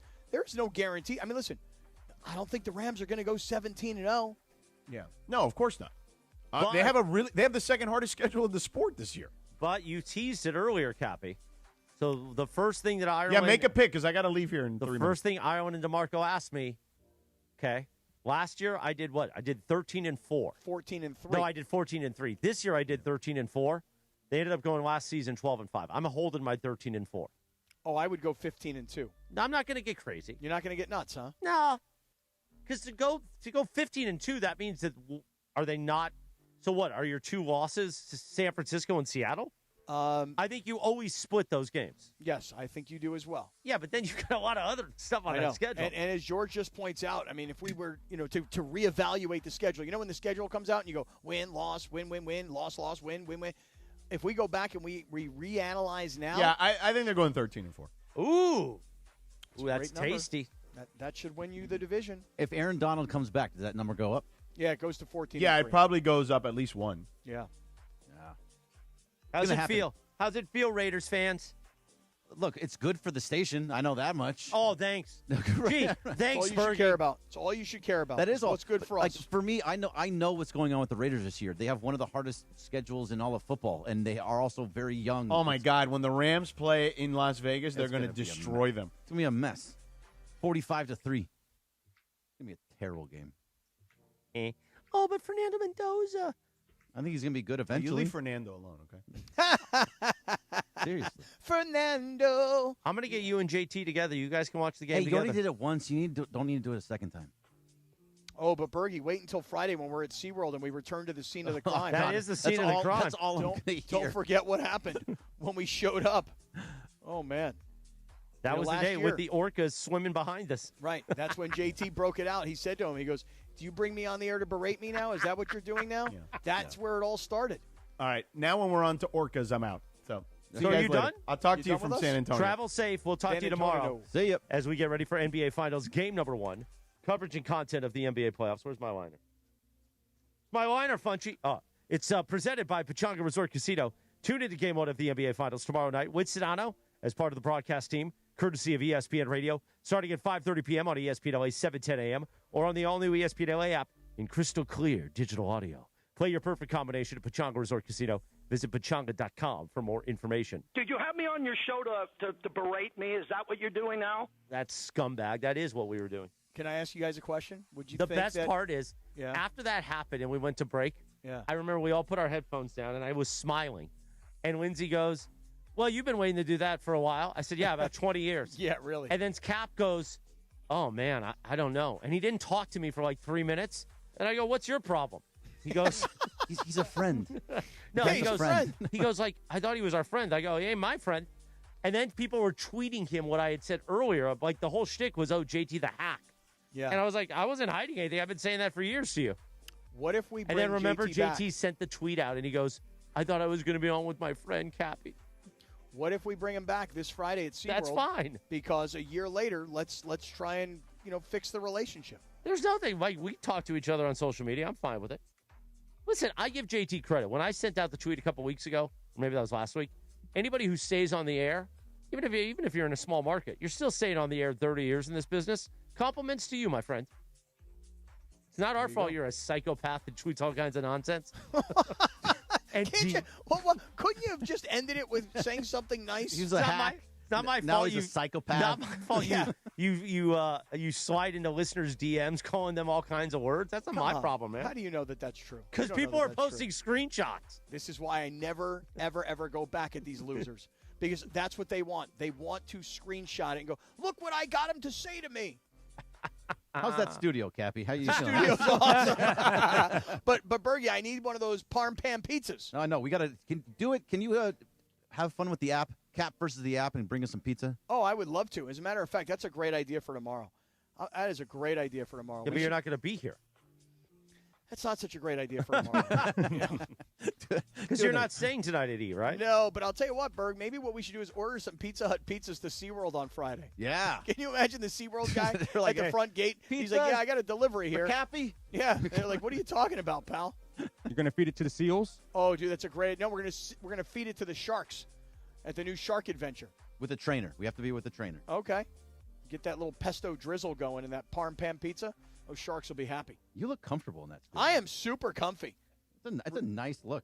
The whole Dude, thing. this is a great studio. I'm going to have to put that Pizza Hut sign on my lap to cover my belly. We're going to get you a Pizza Hut pillow. Like, who thought of this? Here's the thing. It's a great look, and our friend Nick Yen, the great Nick Yen, built it. But we're sports radio guys. Oh, let's go with low cameras and low seats. Oh, yeah, that should be great. Not high tops in a desk. That would have been a good idea. It would have been a good idea. But, of course, we weren't in those meetings. The brainiacs that were in those meetings that are like, oh, this is going to look great. Yeah, you're never going to sit in here. I do like you the jackals. idea, though. I do like the idea of podcasting back here. This No, would be a good place. none of your podcast. Yeah, no, this would be a None of good your place stuff. for We don't me to need our podcast. partners involved with your nonsense. No. I think it's a good idea. You got like 7 rooms that you podcast. I tell you, some out of the can leave guys that one think alone. of these ideas around here, they couldn't pass a kindergarten algebra test. Do kindergartners take algebra? I don't think so. That seems like No, that's some, kindergarten algebra is a little bit too much. It's a little more advanced. I mean, who thought of low seats with all of us? The only guy that could pull that off is Sedano. Honestly. No, Maybe even, Mace. Even Sedano can't pull it off because, honestly, they just the shot. With Yeah, the none of spread us want legs. that shot. I mean, your mother would like the shot. I'll tell you that.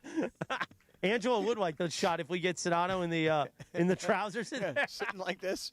Yeah.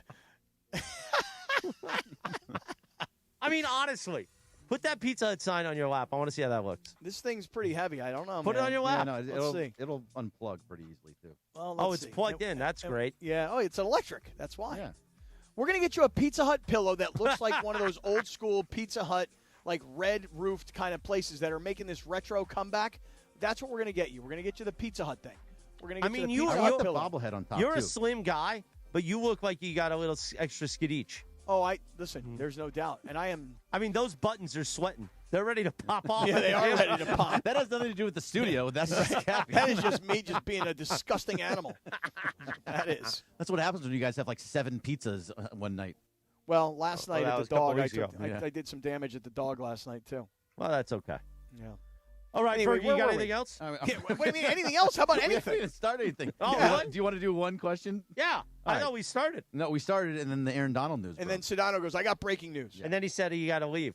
Yeah. But he never told us before he had to leave. Oh, but by the way, can we talk a little about what's going to be on tomorrow at 9 o'clock? Yeah, We tell have us. a pretty big deal coming on tomorrow at 9 o'clock, Chris. So tomorrow at 9 o'clock, as we talk about SeaWorld and the summer of SeaWorld, they've got amazing concerts at SeaWorld. Genuine is performing this summer.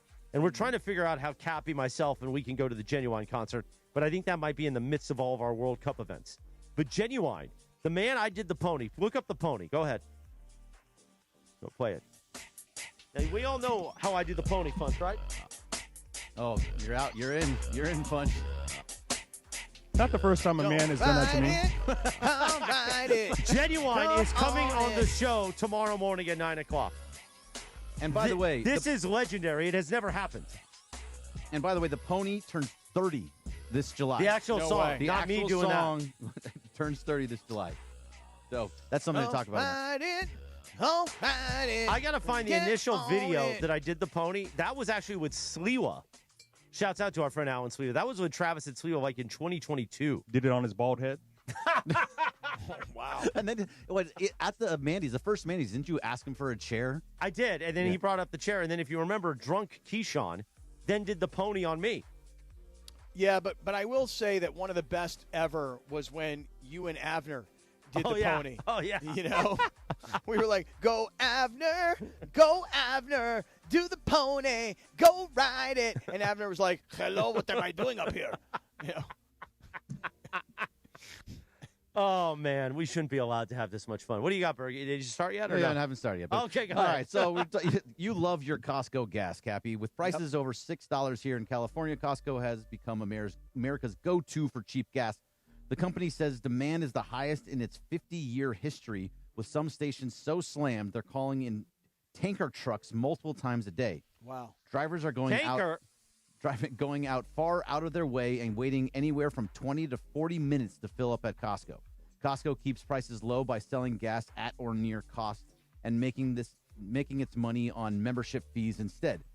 How far out of your way would you drive to save 30 cents a gallon? How long would you wait, Captain? Oh, well, I would just say this. There's two Costcos I use for gas. One is when I head north to L.A. I stop at a place, Palomar Airport Road in Carlsbad, and that place is usually jam-packed. My favorite place, though, is when I'm heading south, and I stop in San Juan Capistrano. San Juan Capistrano is a great, great Costco gas station. I shouldn't be telling you guys this on the air because there's rarely lines, and they have one of very few Costco car washes. The Costco car wash is $7.99, and it's an amazing car wash. But I'll just tell you this. Does it give you tire dressing for that $7.99? It does. Yes. In fact, people love the car wash so much at the San Juan Capistrano Costco that they pull out of the car wash, and they've all got their towels and their Armor All, and they park, and then they dry their car, and they dress up their tires and the whole thing. If you told me that gas is $6.05 at your local Arco and it's $5.75 at Costco, I will go out of my way to get the $5.75, even though it could be a waste of time and money, because I'm showing the man, you can't get me. I'll go to Costco and save money. You get that cookie, too. Oh, he's going to get that cookie. And I may get that chicken bake based on what you suggested. Or get the Funchy lover. tenders. They got The new chicken calzone. tenders. Or the calzone. Calzone, roll that big old pizza up like a doobie. What else you got, Berkey? All right. As of April 1st, France banned the sale, import, possession, and use of Zyn and all nicotine pouches, classifying nicotine as a toxic substance. Violators can face up to 5 years and fines reaching roughly $436,000. Critics argue that banning a lower harm alternative could just push users back towards cigarettes. Could you see a ban like this ever happening here? I think they make too much money here, but you never know. A couple guys in our office, Nick Riley and Kobe Walsh, they do the Zins. They do so many Zins. Their jaws on the other side of the room, like they're on the yayo. The constant back and forth. Yeah, exactly. Something was wrong with those guys. I'm embarrassed to admit this to you guys. My daughter, who's 24. Oh, no. She does it. Really? Come come and I'm like, on. and I told her, I go, That is the most disgusting thing I've ever seen. Like, if I know a guy who still dips Copenhagen. But remember, this isn't dip, so it is a I little know. different. Right, but if you dip Copenhagen, it's disgusting. It gets in your teeth, makes your breath smell like ass, and and you're spitting in a plastic cup in a restaurant with a napkin at the bottom of it. You're an animal. But my daughter, 24, I go, I don't like you vaping nicotine, and I think that you as a young lady, especially an attractive young lady, to have this pouch in your mouth for nicotine is disgusting. And I had these friends this past weekend I hadn't seen these guys in a few months. They went to Europe. They're going to be, we're going to live in Europe for a couple of months. They come back. The two of them are smoking nonstop. I go, what's with you two? They're like, well, we were in France for 3 months, and we picked up smoking. I'm like, well, guess what? You're back in L.A. Quit the smoking, will you? People who smoke, especially on city streets, and I got to smell like cigarette smoke, it's disgusting in 20, what year is this? 2026. By the way, so I went to Thank you. I went I went on a trip to France right after my senior year in high school, and that's when I picked up smoking, and I smoked for like 10 years after that. Even longer. Yeah, I mean that's where I picked it up, and then I stuck with it for a long time. So your kids, if they're smoking now, it's not going away anytime soon. Well, let me just tell you something. Those Zyn things. Now get her. Why don't you get her on a cigar? Because a woman that smokes a cigar, that is attractive. Even more disgusting. That is very attractive. So you don't inhale I'm that. with you. What was that, Punch? So disgusting. I'm with Cap because I don't like girls smoking cigars. Well, if she smokes, you know what she does. What? She eats food too. Yeah, she'll eat that stuffed crust. She'll eat the stuffed crust from behind. Really? Yeah. Why is there a delay? No, there shouldn't be. We're right down the hall, and there's a delay. Come on, how long of a delay? It's enough to throw me off, and I don't like it. Is it really throwing you off? It's Yeah, not it that- is. Hey, by the way, it's 14 milliseconds. There is Guess no what? delay. What? 14 milliseconds matter. Wait a second. No, hey, not really. we got Not really. Genuine coming on tomorrow. Yeah. I just want And to say Coach one McVay, thing. by the way. Okay, yeah. Oh, yeah, and just Coach McVay. Hey, on July 18th, Ashanti is playing at SeaWorld. That, I've already booked that one because that's opening day at Del Mar on Friday and Ashanti at SeaWorld on Saturday. So count me in on Ashanti. Beautiful. It is time for our Don't Sweat the Small Stuff calendar of the day, straight from the book, Don't Sweat the Small Stuff. Cappy, remember to be kind. Whether you do nice things for people, act courteous, are compassionate, are polite, are grateful, or all of the above, think kindness. Everyone around you will benefit, and the greatest reward will be yours. I'm going to try to act kindness. I'm going to try to think kindness. You got to take that one right there. You got to pull it off the calendar. I am Stuff kind. it in your pocket, I'm put it in kind. your wallet, and use it every day. I'm kind. Kinda. I only call people scumbags that can handle it. All right, time for the Dealer's Choice Real Deal. Thanks to Seller's Advantage. Want to sell your house before you call an agent? Call Seller's Advantage. They'll buy it as is with a competitive cash offer. No repairs needed. They make selling easy. Call 888-390-AS-IS for a no-obligation offer or visit sellersadvantage.com. Providence Realty, DRE 0191-5212, Cappy. Bergie, I've been waiting the whole show to say this. Okay, let's do it. And I'm so glad Sedano's not here to interrupt me and tell me that what I'm saying is wrong, because what I'm about to say is right. You know who the least happy person or people in all of L.A. are about Myles Garrett? Who is not happy about Myles Garrett? I love this, Cappy. I'll tell you who's not happy about Myles Garrett. I love this too now. That's right. Jim Harbaugh's not happy about Myles Garrett. And you know who else isn't happy? Dean Spanos. And you don't even know who Dean Spanos is, but he's the owner of the Chargers, and he's not happy because once again, the Rams have shown the Chargers that L.A. belongs to the Rams. When you think about sports franchises in L.A., you think about the Lakers, the Dodgers, the Rams, USC, LAFC, the Kings. Those are the teams you think about.